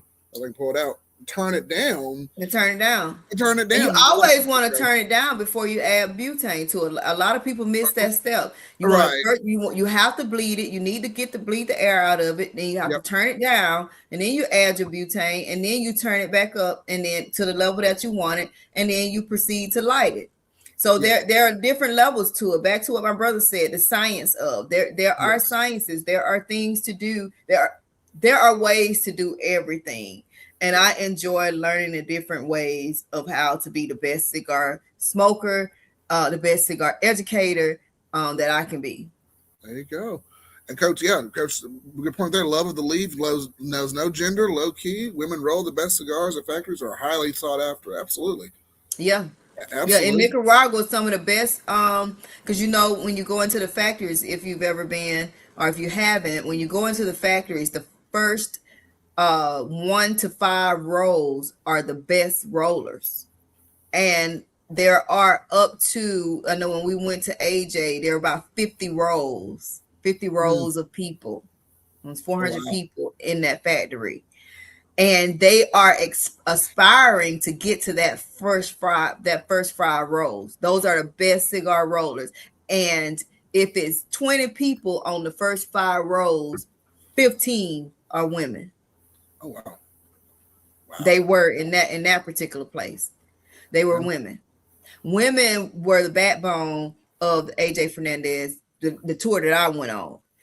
Even out in the fields, even in the curing houses, climbing up to the top, taking the leaves, climbing up. The little boys was doing it, but the women were doing it too, sewing the leaves together, putting women were the backbone. I went during Women History Month and made a little dedication reel to the women in the cigar factories, because they put heart in that. They put a lot in, and not to remove anything from the guys, but those women, they know they were pulling stems out. They know when something is defected, even down to creation of the boxes, the wrappers. They're so precise with putting the bands on the cigar. It's a science to that. It's what inch, and you'd be surprised. Like they are very detail oriented when it comes down to the way that our cigars are presented to us. When I left that tour, it made me respect cigar makers, for one. Stop questioning the price of cigars, because if we truly had to pay what it was worth to have these cigars made, then we wouldn't be smoking them at all. Very interesting. We wouldn't be smoking them at all. There was the love, the dedication. The one lady that helped me and my girls on our tour, she was our tour guide in the factory. She had a 750 cigar quota. Oh, wow. She had to roll 750 cigars between 9 a.m. and 5 p.m. She had a little method. She said if she don't have 450 rolled by 12 noon, she already knows she's struggling on the downfall. That's how she explained it. Can you imagine rolling 750 cigars? Now, that was the quota for her roll. It was probably 40 rows in this factory, and she was probably on row 15. That's the quota for row 15. So we're talking about a factory that produces and pushes out 30 to 40,000 cigars a day. Shit. So it's a different quota for each row, or it's a different quota? It was a different quota for each row. How many cigars they push out per day, and they all had from 9 to 5. Wow, that's crazy. They all had from 9 to 5. Their hands, you got, and it's such a rhythm to it. You got somebody that's curing it. Yes, women pay attention to details, Mo. Somebody that got it curing. When you get in the factory, you got somebody that's bunching. You got somebody that's rolling. You got somebody that's pressing. They got a quality control. It don't come out. It's not weighed right. It's not tight enough. It's going over, but they don't throw nothing away. Right. Some of these cigars is made out of the hot dog part of cigars. Right. So how they make a hot dog. They got a hot dog part of cigars too. But they throw nothing away. And they have QC. They're smoking. They get smoked products. I smoked so many cigars. Before we went, we were told that we would probably not want to smoke a cigar when we came back, and I did not believe that. I'm an avid believer now. We smoked so many cigars, it was ridiculous. The Amar by AJ Fernandez, it had not been released yet. It was being rolled on the first row. They was handing them to us left and right, straight from the floor. Smoke this, take that back, smoke this Monte Cristo, go smoke this. One of the most things that I respected about that trip, and there are different ones, there are different factories to visit, but I favor AJ because that's where I've been, and that's what we're going back to in February. Okay. There are no electronics in those factories. Now, the workers have cell phones, but ain't no laptops and no computers. These people have chalkboards. Go look back at my pictures. Okay. All of their inventory is on chalkboards. Wow. And then they have posters. They have posters that have the label of every cigar that's made in that factory. Wow. Okay. School size poster boards, plenty of them, because AJ Fernandez makes cigars for so many people that I didn't even think that they made cigars for, Right. from Romeo and Julieta and all of those. But and then they, like I said, with they have chalkboards. They change the dates. These 3,000-pound bales of tobacco, when they go in to get dried out, it goes on a chalkboard. They write a number on a piece of paper. They put it on that bale. They write that number on the chalkboard, what day it went in, what day somebody checked it, and it rotates like that. They don't have the laptops. They're not keying nothing in. Okay. Wow. This is all manual labor. So now that's why I say, I never question the price of a cigar. Now I don't understand why that man charged me $65 for this cigar in Aruba, and I refuse to smoke it. I promise you I ain't smoking it until one of my grandbabies get married. But it's in that humidor. I did it. But I'm just like, you'll never question that, because, and they're not getting paid like that. They're not getting paid bukus of money. They're, it's not like they reeking. But one of the things I love about AJ Fernandez too is that second, one of the factories that he opened up, he also created housing. So people that work in the factory, they have housing in an area of Nicaragua that had gone down, that the population had left. The kids weren't going to school. He brought all of that back. San Lantano's factory. He brought that back with that factory and put those people in houses and things like that, and started that community back to thriving. That was a community where they didn't have running water, and that's the type of house that they live in off a hill. So learning and seeing things like that, it gives you a different outlook. And that's what I love about being in the culture. That's what I love about taking the culture beyond the lounge, beyond the experiences, beyond the parties, beyond the cigar weeks. That's what I love. It may not be everybody else's niche, right? A trip to Nicaragua, we took the first group of all females since they've been doing that trip in Nicaragua for AJ Fernandez. And I told the girls before we went, this is not we getting in the pool. Well, they had a beautiful pool, because we did stay at AJ Fernandez estate. It was a beautiful pool, but we not leaving it. We didn't leave the compound. This is not we going out at night. We not going to brunch nowhere in the daytime. You got to bring no fancy clothes. Bring some bug spray, some good walking shoes, and get ready to get out here with the people. And that's what we did. Beautiful. Wow. That's incredible, and I learned something there too. Yeah, they don't get rid of that tobacco at all. I mean, you mentioned quality control. Those spores are clean, and I think they repurpose, from what I understand too. The tobacco they don't use, they repurpose them, and I think they make them like maybe into cigarillos, like shorts or whatever. Maybe they don't use, or they need it for it. No cigar is gonna go to waste. No part of a cigar is gonna go to waste. If a filler leaf can't be a filler, it's gonna be a wrapper. If a wrapper leaf can't be a wrapper, it's gonna be a filler. If this cigar don't work out and it's not the right shape, we're gonna deconstruct it and turn it into something else. Nothing goes to waste. Right. Incredible. And you said the method that they do too. They just write it down. There's virtually, you said no electronics essentially. And is there, like, I don't know, is it a reason that they do it manually like that, or maybe I guess I don't know why they don't have really another way to log it like that, or is there a way they? From this, the HR side of me, and this is my assumption, I'm thinking like maybe data breaches and stuff like that with the things that they have. But then it's like, the office staff, because we went in the office, we met AJ's dad. They have laptops and things like that. But or maybe it's that method. I didn't ask, but I do want to know. So I am going to ask when we go back in February, because I just found that to be interesting. Yeah. There are no really and maybe when it comes to shipping and things like that, they do. I mean, I talk to my rep all the time via email. We talk on WhatsApp, so I know they have it. But when it comes down to that factory, everything is manual. I hadn't seen a chalkboard, and I don't know when. It was green. It's a picture of it on my page. It was green. I couldn't read it. And it wasn't my business, so they probably was like, you don't need to read it anyways. But I'm like, how do they keep up with it? What if it gets smeared? What if somebody wet it? You know what I'm saying? Like, this is my thought process. Like, why are we doing this?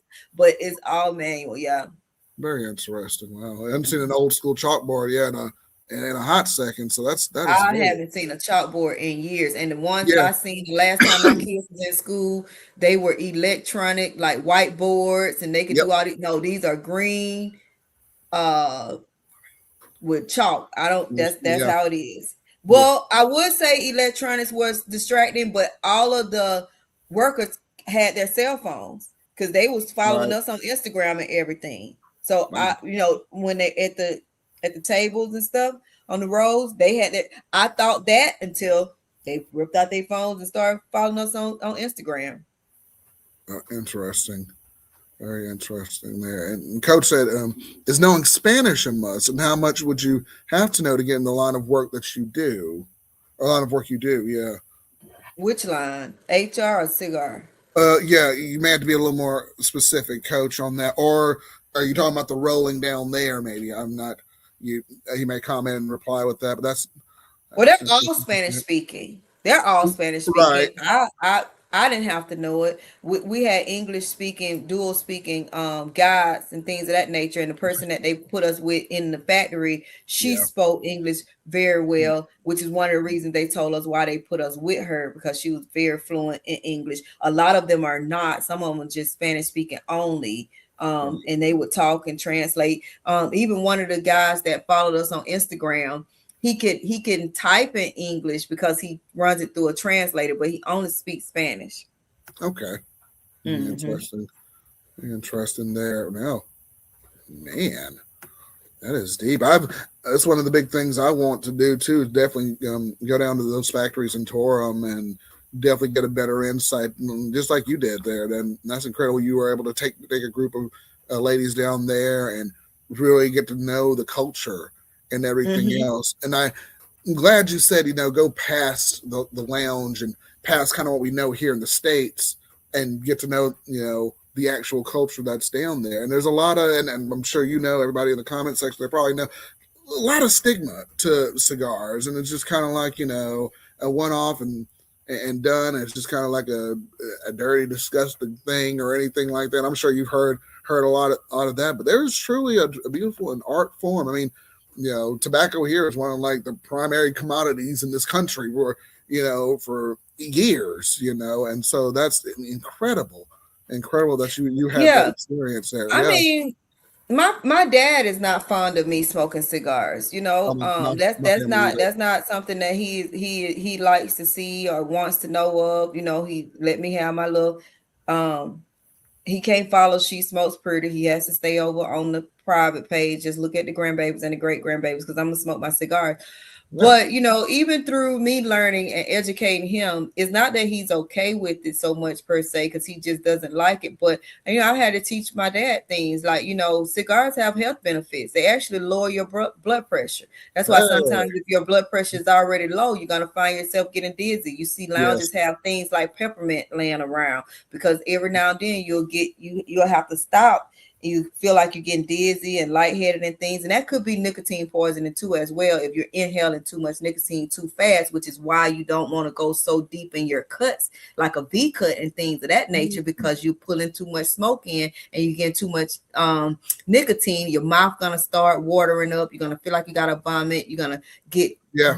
feel really sick. But smoking cigars lowers your blood pressure.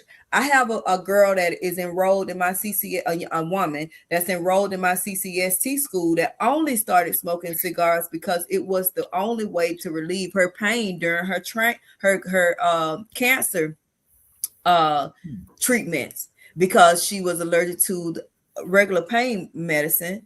And between smoking cigars and another natural method, that helped with her pain, and it helped her during her cancer treatment. So there are health reasons. I'm not trying to make it be the healthiest thing in the world. I'm not finna Right. dispute nobody what's best. Weed, cigars, uh Black and Miles, cigarettes.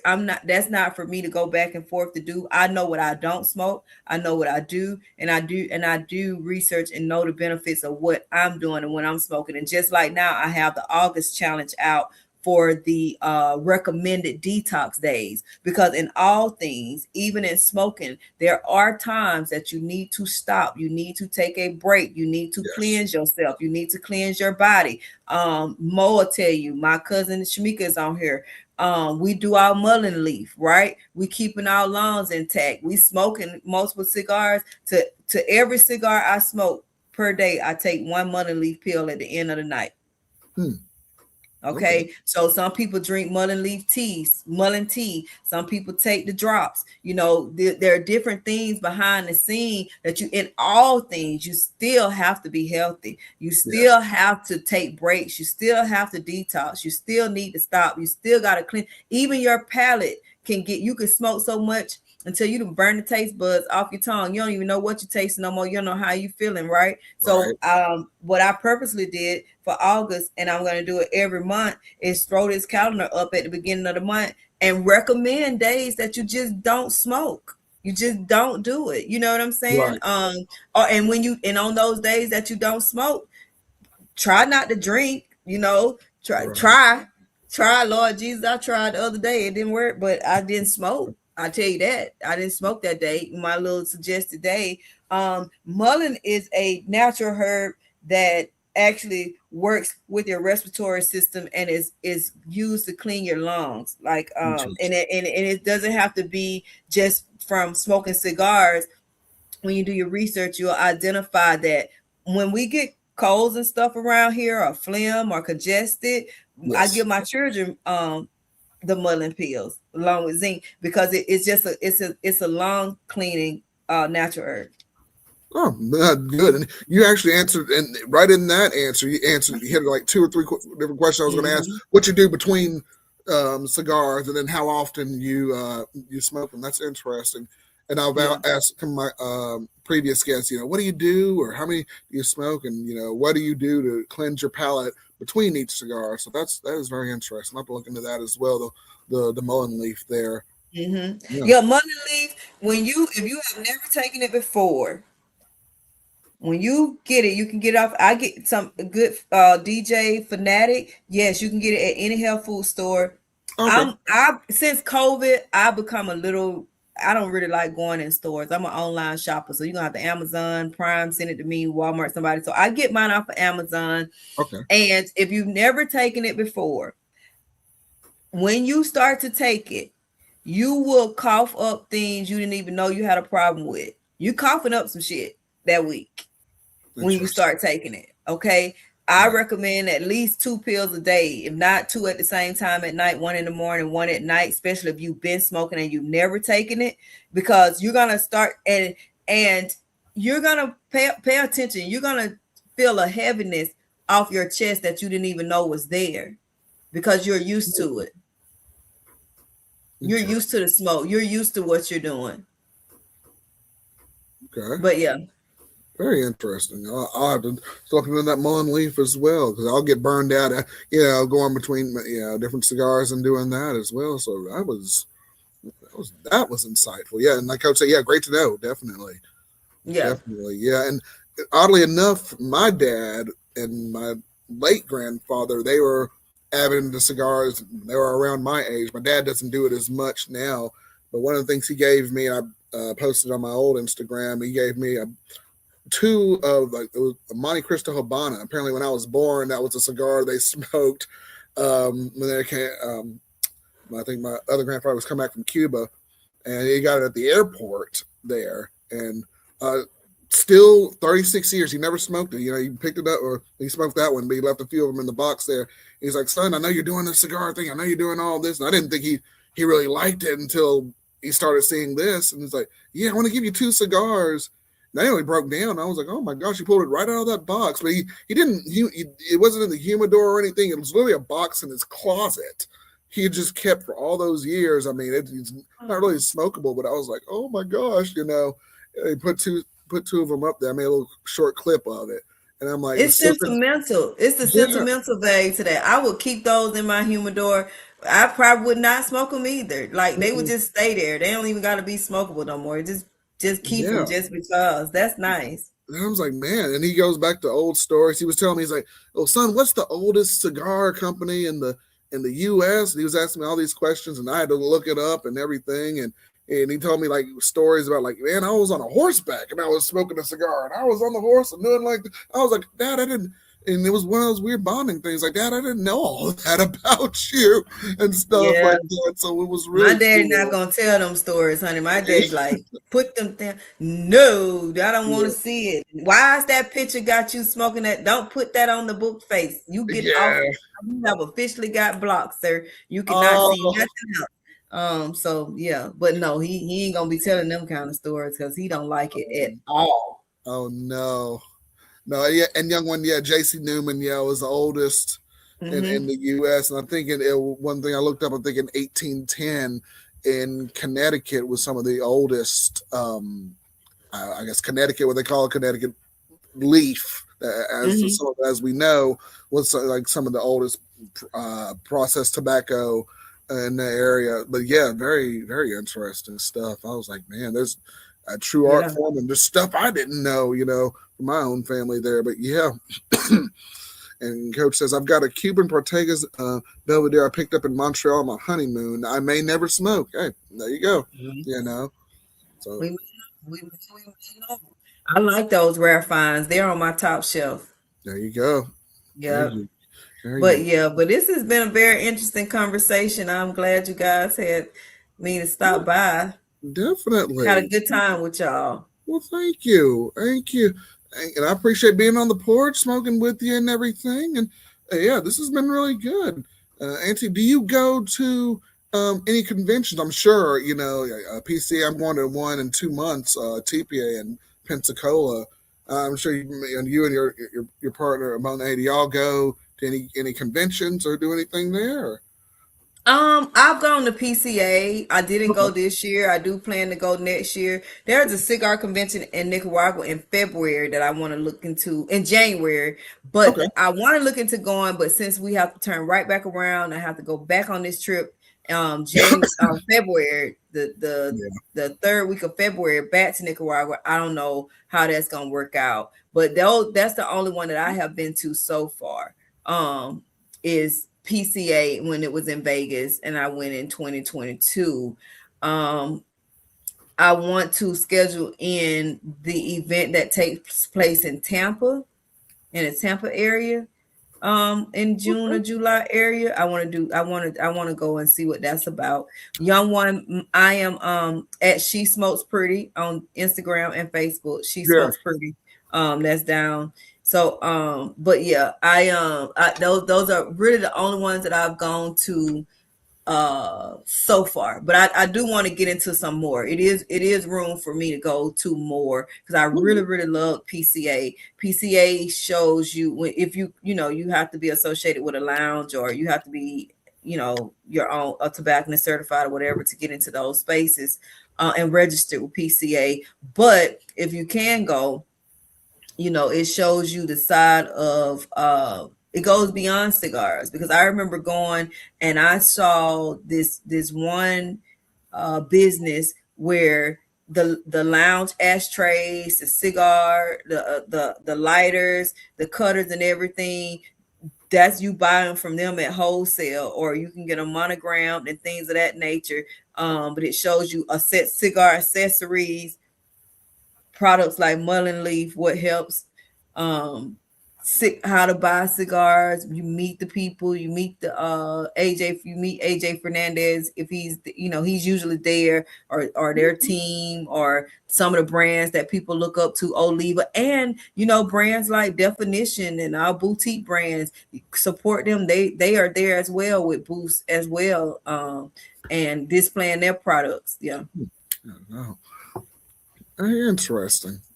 Very, very nice there. I'm looking forward to not going to my first convention at TPA. And I've got a couple of my other colleagues who've gone to different conventions. They tell you run, man. You're going to, yeah. One was, I think, the last PCA was the size of a football field. You're going between Mhm. different places and going. And my friends like, I had to get interviews here. Wasn't just smoking and chilling. I had to run one night I had to get my shoes on, running, going this place. Had my camera and my gear and my equipment, and I'm running and interviewing this guy, interviewing that guy. Oh man, had to go all the way to the other side of the convention center. I had to go to that one. Yeah. So yeah, It's huge. I think yeah. we took it on in about 3 days. We had a plan. We started Okay. on one side. We never tried to do the entire part in a whole day, because I wasn't there for any media purposes.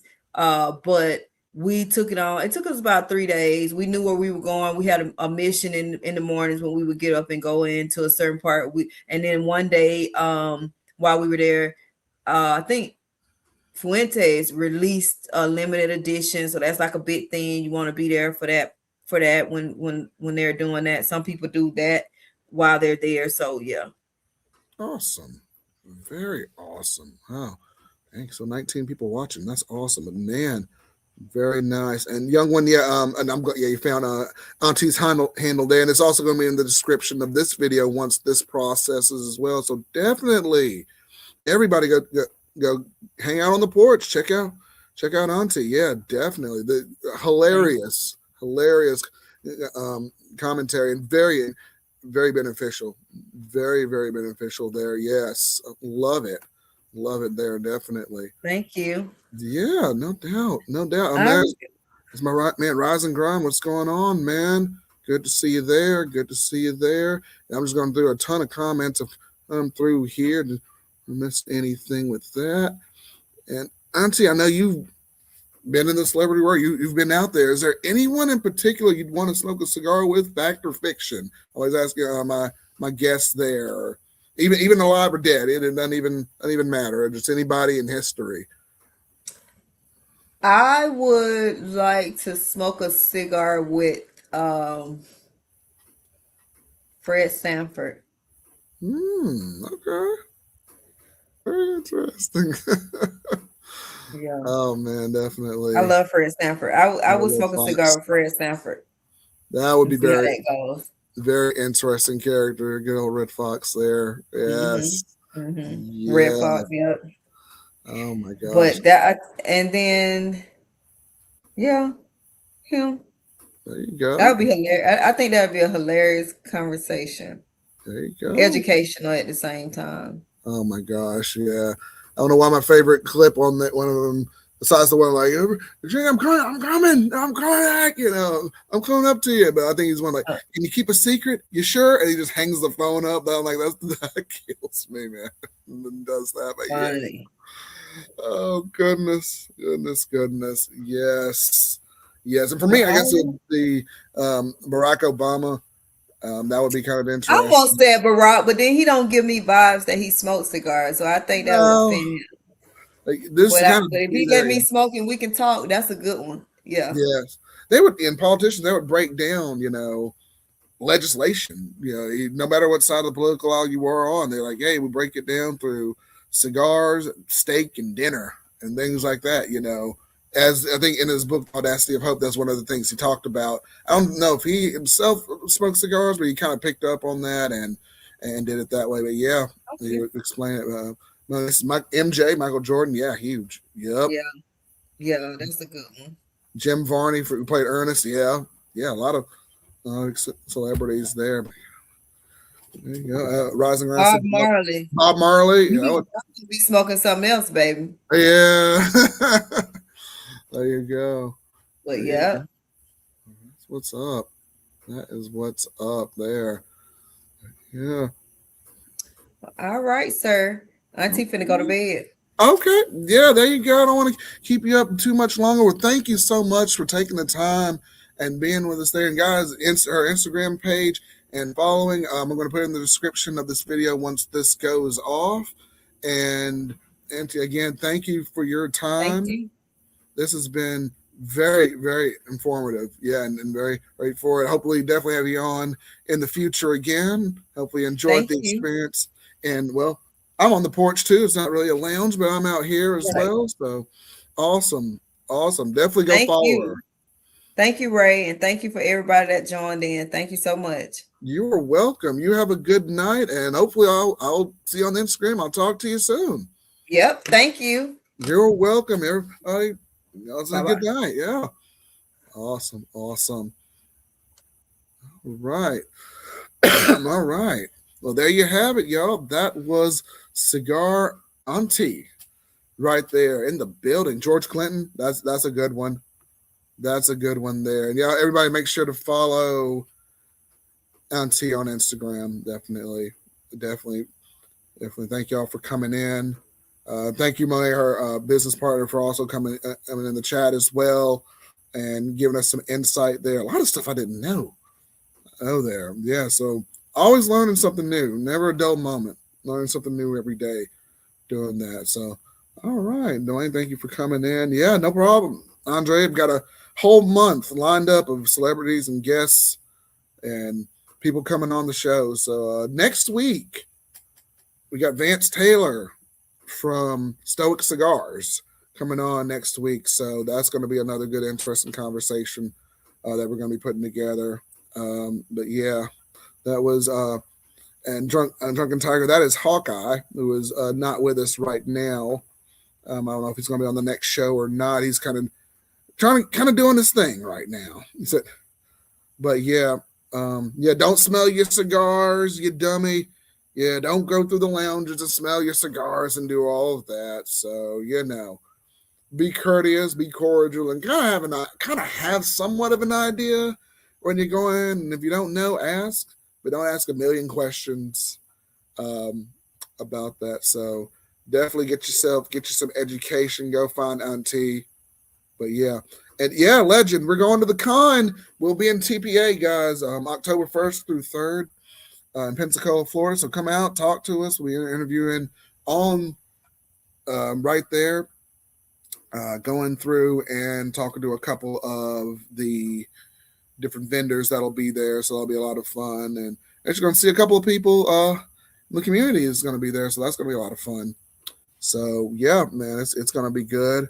Good. And just follow her on Instagram. I'm just going to go through the comments while we're at the last 30 minutes here in the lounge. So we're going to go through some of that here. So yeah.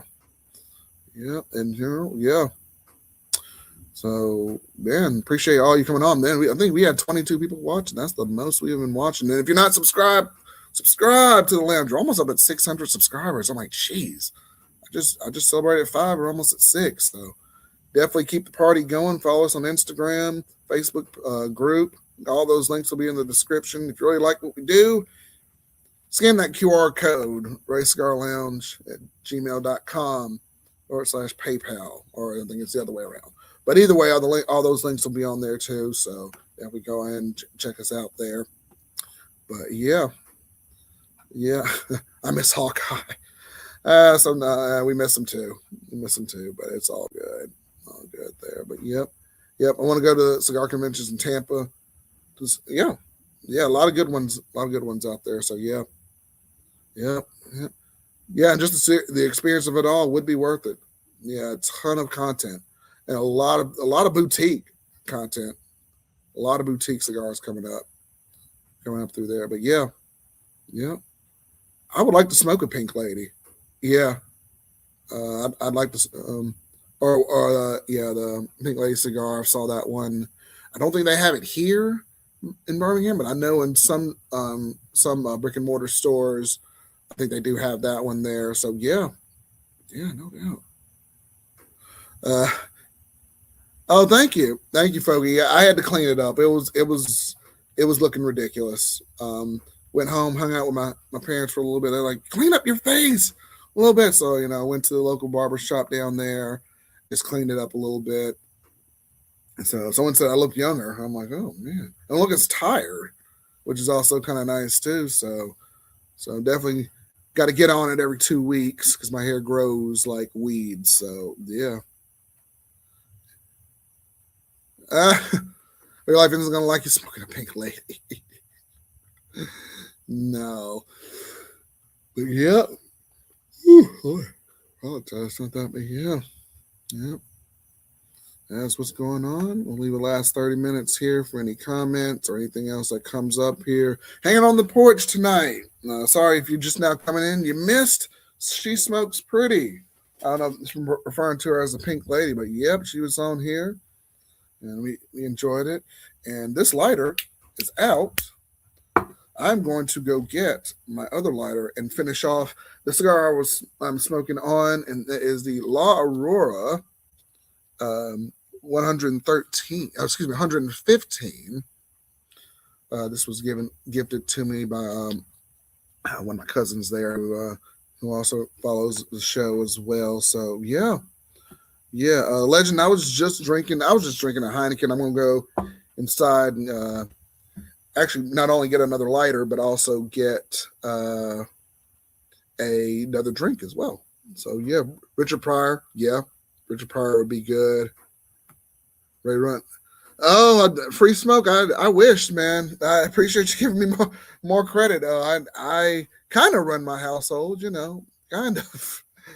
If I did, I would love to smoke inside instead of out, but that's just me, But yeah, man. But yeah, what I'm going to do, guys, if you still want to hang out real quick, I'm going to go to a quick. It's not commercial because I am not getting paid for this, but I will go take a quick break. I'm going to go get my lighter and get me something else to drink here, and I will be right back in just a second. So I want to play a quick commercial, just a little break thing there. I will be right back in about 2 minutes.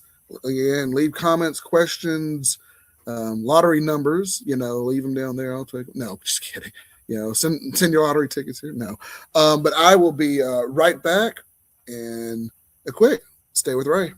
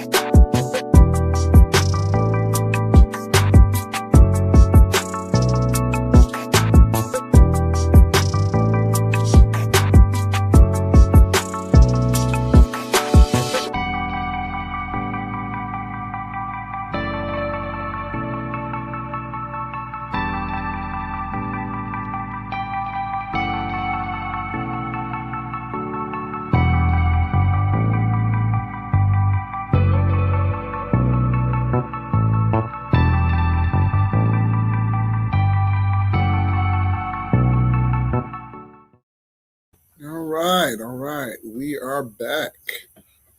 Back. Got me a fat tire. The mitts there. A couple y'all stay, a couple y'all go. That's all good. And got my no Vitola lighter. Relit my cigar here. I'm just enjoying it, man. Hope I didn't miss too much while I was gone. There you go. There you go. This is my jam. Yes, coach. Yes. Legend says Gene Wilder and Robin Williams. Yeah, those are good ones. Yeah. There you go. There you go. Hit up Saint to see how he does it. Also, Free Smoke, thank you. I saw your video from Fogey. You were unboxing from the Raytona 500. Much appreciated for the shout out, man. Thank you, man. I was gonna comment on there, but I'm like, I'm sure he's probably gonna come in, and hang out. So yeah, awesome, dude, awesome. Thank you, DJ. Peace and blessings, brother. Thank you. Doctor, when you coming back to entertain? Yeah, man. Yeah, I got to get you on the show, Roz and Grant. I know may not be the most ideal time. And as far as getting guests on, I think I mentioned this on a previous show. Trying to get guests on, I guess maybe not the 9 o'clock time. I know some guests have been, like Roz and Grant and another friend of mine. I'll try to see if I can kind of do it like maybe on a Friday night, because I know Saturday nights may not be ideal for everybody. So if you do want to be on the show, just email me at raycigarlounge@gmail.com. Pick a certain time that's not too crazy, probably more along the lines of the evening time, and we'll definitely see what we can work out. With that. So usually 9 o'clock, that's my spot. That's where I come in. But if you want to do something, just a little bit different, tweaking around a little bit, we can do that. We did that for M. We had a morning show, and I think we did for Ben Smoke. We had a Friday show with him. So definitely let me know. We'll definitely get it worked out there. So no problem there. Coach, funnily enough, on a previous episode, we interviewed John Dean from Madre Tierra Cigars, and he was really big into the TPA scene, and he was the one who kind of told me about, hey, man, PCA is cool, but try going to TPA. And I was like, what is TPA? And then he told me a little more about it. I looked it up. I'm like, cool. Pensacola is only like 4 hours away from me, and so I'm like, maybe this is kind of the build up for me to go to PCA. So I was like, why not? I'll give it a try. And so me and the legend will be down there. Well, he's kind of right here too in spirit. Good Lord, he needs a bath. He came out of that tent, unfortunately. But yeah, so we'll be down there if you guys want to hang out. If anybody's going down there, Memento's going to be down there. Memento Cigars, he'll be down there too. So come hang out with us, man. It'll be a good time. We'll be networking, smoking some good cigars. There's going to be a raffle, a wine tour, all sorts of things. So Ray's Cigar Lounge, we're branching out. We're going on tour a little bit. And we're going to be doing some pretty cool stuff. So yeah, it's going to be fun. It's going to be a lot of fun there. Yep. Ray just sent me some sticks. Okay. Oh, sweet. Okay. Sweet. He messaged me, Free Smoke, and told me I guess I'd get him out by Monday. So he's gonna send some in also. Also, y'all, speaking of my next week's show as well, I ordered some cigars from Stoic Cigars, and they didn't come. So I'm gonna have to check on that, because I wanted to try his cigars on the live stream with him, with Vance Taylor, and they didn't come.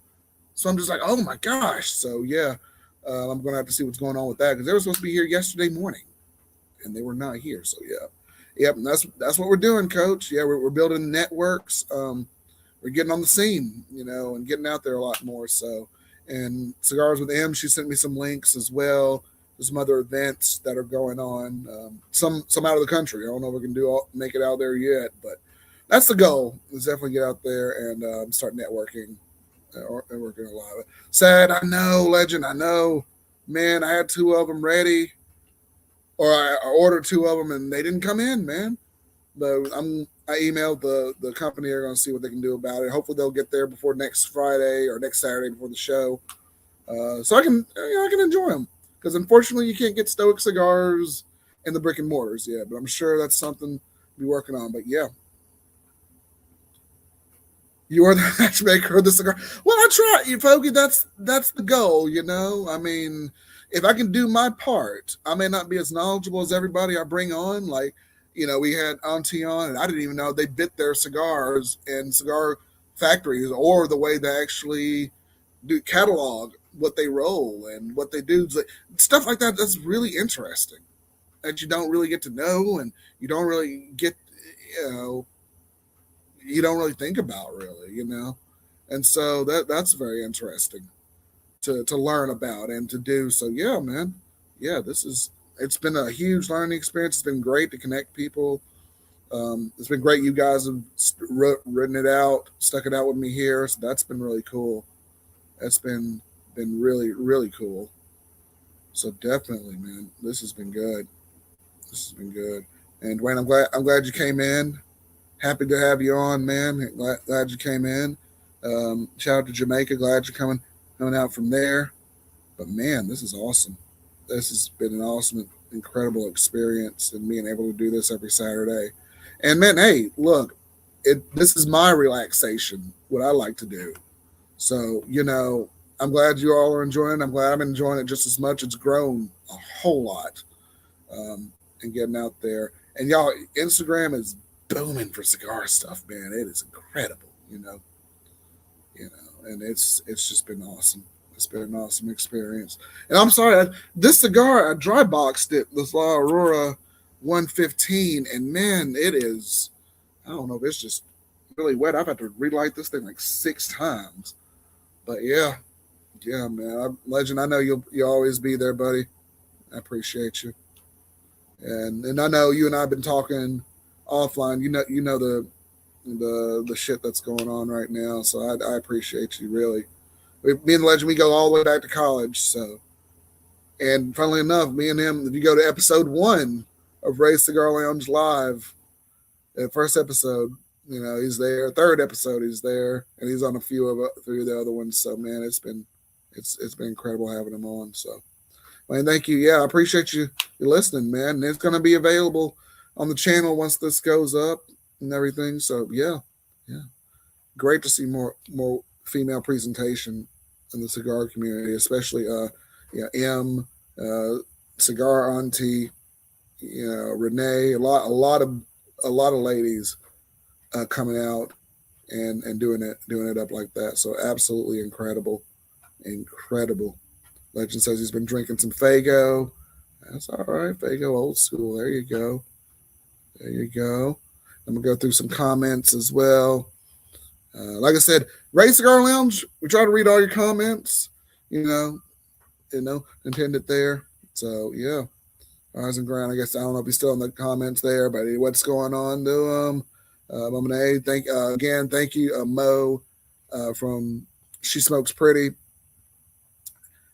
Thank you for coming in and doing all that. Hey, Marvin, what's going on there? Great talk. Thank you. Make sure y'all subscribe, man. Like I said, almost up to 600 subscribers on the channel. So thank you. Yeah, nice. Definitely nice to meet V and learn her experience. And looking forward to way more funny content and informative content as well. So awesome. Now to take a trip down to Acere Cigar Lounge. Check it out. Yeah. The coaches in the ATL area. We hope to see you around. Definitely there. So yeah. Or see, this thing already went out. Lord, shoot, out here. So yeah, man. There you go.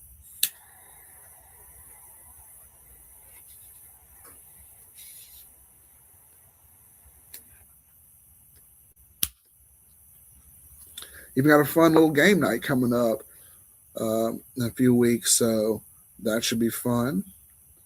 We were going to do it for the Raytona 500, but the conversation just started going, and I'm like, I don't think I want to play any games, So we're going to come do a little game night there to put it all in. I had so much stuff loaded for that Raytona 500 when me and Hawkeye were putting it together, and there are just segments on there we didn't use, and I'll just break them up and use them as future content. But yeah, you know, all right, yeah, good, all right, good to see you, Coach. Yeah, have a good night, and we'll see you around for the next one, man. We'll see you around for the next one. Got some content coming out. I've already recorded. I just need to kind of put it all together. So you'll see some other content there. Gonna clip interviews. That's probably what I'm gonna be doing on Sunday.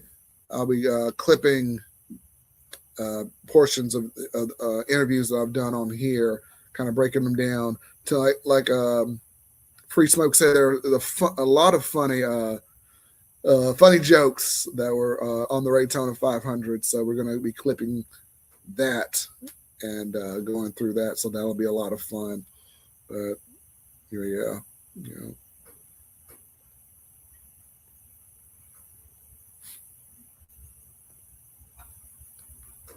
Later, Coach. All right. There we go. Nita says, I think it's cool to see females smoke cigars in Cuba where my father's from. It's common. Yeah, and I don't know why it's so weird over here, and they're giving a lot of grief for like women smoking cigars or anything like that. I'm just like, what? I don't know. I don't get it. But yeah. Yeah, it is great to see more female representation, especially in this industry, and how well they're doing. So yeah, it's always cool to see females smoking cigars. It looks good. It looks very good. It's very good. And, yep. And for September, just like I said, email me at raycigarlounge@gmail.com. If you'd like to be a guest on the show, just let me know. Let me know. We got September open to do that as well. Saturdays, 9 p.m. Central Standard Time. We will be here. We'll be here. So, and also, I didn't even know about the mullen leaf. That was cool too. So a lot of different palate cleansers you can use in between cigars. So yeah.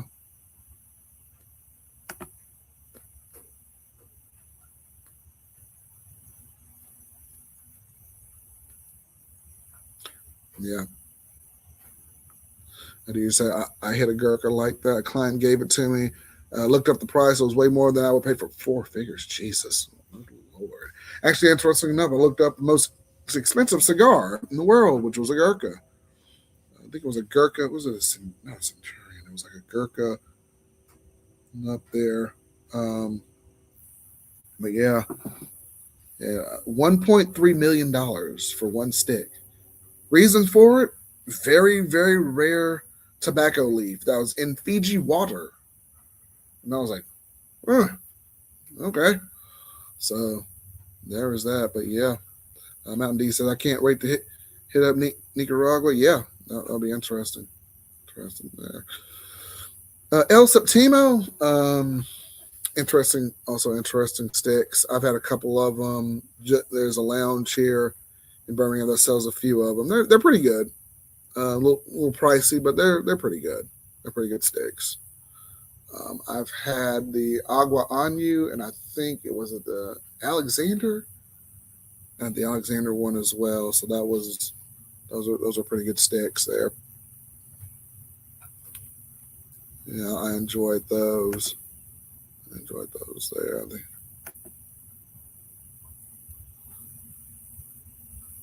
Patty Overtola says I went to J.C. Newman and Yarber, and in the American room there were more women. Yeah. Oh yeah. Yeah. And the legend says I learned to forget cigar knowledge. That's all right. The V will have you covered. Have you covered there on the cigar knowledge. Yeah. There you go. Neo says the Partagas Legend 1845 is also a real nice cigar. There you go. Yeah.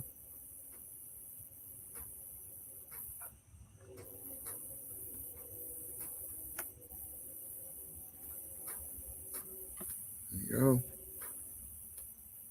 We got about 10 more minutes.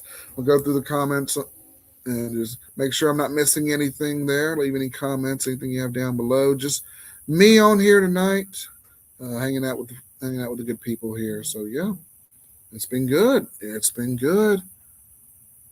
It has been a pleasure speaking with V on there. But yeah, yeah. What's going on? Hey, Doc. Yeah. I think some of these we may have gone through, but I just want to make sure there. Do you said the Cohiba Wheeler blend was real nice. Okay. All right. The Weller, excuse me. Weller blend, yeah. Uh, nice, nice. But has some pretty good plans for the rest of the weekend. This weekend, I'm probably gonna pick up a little bit out here, pick up a little bit inside the house, and that's pretty much my weekend. But yeah.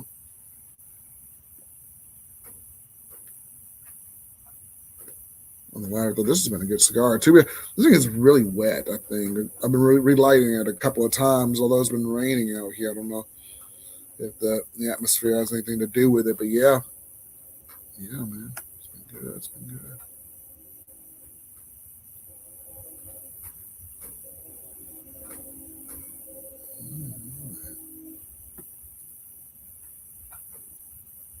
Okay, I just answered. Yeah, about El Septimo. Yeah, yeah, they're good cigars.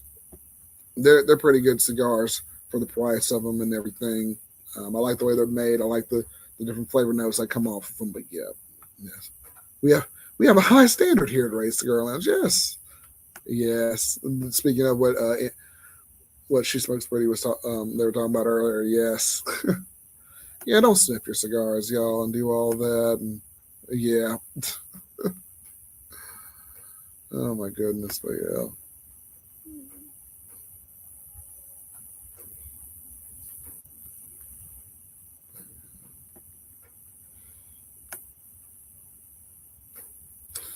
There you go. There you go. There you go. I was going to go through a little bit on here. The train is going. The late night is here. The late night is here. Mayflower Dawn. Patty Overtall says, "For the best Connecticut I've had is a Mayflower Dawn. Pretty good morning. Said I've heard good things about Mayflower. Yeah, yeah. Pretty good things about them there. So cool, cool. Very cool. We gotta try the Mayflower line of cigars. Yeah, but yeah. I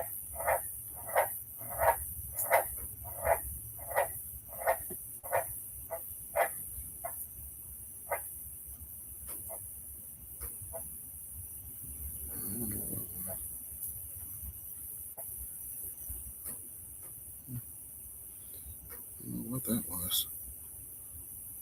Weird things in the yard there, but yeah. Yeah. And don't be putting your cigar in no nasty receptacle in the Oval Office couch. Oh my gosh.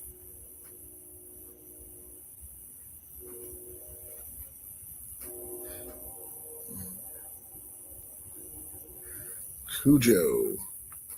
Cujo, yeah. All right. Finish up the final third of this cigar here. I think it's wet, man. I don't know.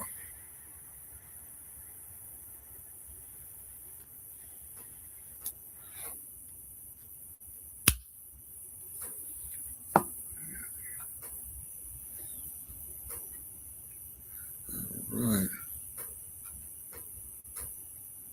Cool, cool, man. This has been a good conversation. A good conversation. And Foley said he'd like to smoke with George Burns. Nice. Oh yeah. Legendary. Yeah, if anything with cigars. He's like, man, I've outlived everybody that told me that I would die smoking a bunch of cigars. I've outlived the doctors who've told me that. And they're like, oh, that's incredible. That's an incredible thing there too. But yeah, that Partagas legend was clean and smooth. Clean and smooth. But yeah. No, that's a frog. That's what that was. He's a croaking. Oh, he's right under the grill right there. But yeah, cool, cool. He's a big boy. Good lord. I wonder what that noise was. Good lord. All right, Fogey's out. Peace, brother. I'm outie 5,000, bro. No problem, Fogey. We're going to get off here in the next 5 minutes or so. So any last minute calls for the lounge before we close up for the night. So let us know if you have any questions or anything for us. We're going to go ahead and wrap it up here. But again, I thank everybody for being here. Special thanks to V from the Auntie Chronicles there. So our cigar auntie there. Thank you for being on the show. And again, next week, going to Vance Taylor, Stoic Cigars, is going to be on there. And he's going to be checking us out there. I just want to double check. Yep, from Stoic Cigars. So make sure y'all are tuned in. Hopefully I'll have the tent and everything set up by next week out there. It's like I said, been raining, wet, murky. There's a croaking frog over there. But yeah, we will have Vance on the show next week, and hopefully my Stoic Cigars will come in and I'll get to enjoy them with him. So that'll be a good time. Again, everybody, thank you so much for watching. Please make sure you are subscribed to the channel. It really does help us out a lot. We're almost at 600 subscribers, so I'm like, dang. But we're building the right people, building the right audience coming here, and I really appreciate that. The engagement, the enthusiasm, everybody just being here. And it's been a hell of a past couple of weeks. So we really appreciate everybody being on here. I had to get the fresh cut. I had to get it going. I had to get it together. And make sure you follow us on our social media. Make sure you hit the bell. And make sure you stay subscribed. If you are subscribed, make sure you everything on there. Like I said, really like what we do. Please consider supporting the channel because this is not cheap. And this does take some things. So, yeah, hit that QR code, scan it. PayPal.com/Ray Cigar Lounge does help us out. Helps us make longer live streams, put more hours in, get some more guests, get more equipment, get us to conventions. So things like that. So please help us out in doing that if you really do love what we do. So that is going to be about it. I'm going to round it off because I guess I do have a little bit of ADHD or a little OCD there because I'm going to wait till the 2 hour and 30-minute mark hits. So about 2 minutes, I'll smoke this down a little more, and I'll call it a night. There. See you guys next week. Look on lookout. May have a few things posting, a little more content posting on the channel. I'll be working on, and it's going to be good. It's going to be good, man. It's going to be awesome. I'll make sure I'm not missing anybody's comments here. Hopefully I got them all there. I do not know Rick Shaw or Hack Shaw Drunken Tiger, but I do not know where they are. There you go. Hey, hello, dog. There we go. So I'll skim through these real quick here. And like DJ said, you can find that any health store, food store there. But yep. And go down there. And guys, that's gonna be it. Hey, MOB, you came in. I don't know how much of that you watch. I know you're on there forever, man. But yeah, later, brother. Much love to you too, MOB. Good to see you, man. And much love to everybody out here tonight. Like I said, make sure to follow all the links, comments, and everything else. And if you haven't already followed Auntie, link's going to be in the description of her Instagram. Make sure to follow her there and on all social media.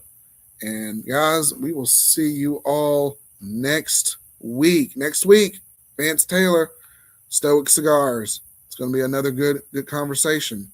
Looking forward to it. And until then, this has been Ray from Ray Cigar Lounge telling you all to smoke your best sticks and have a wonderful night. Thank you again for an incredible show. We'll see you next time.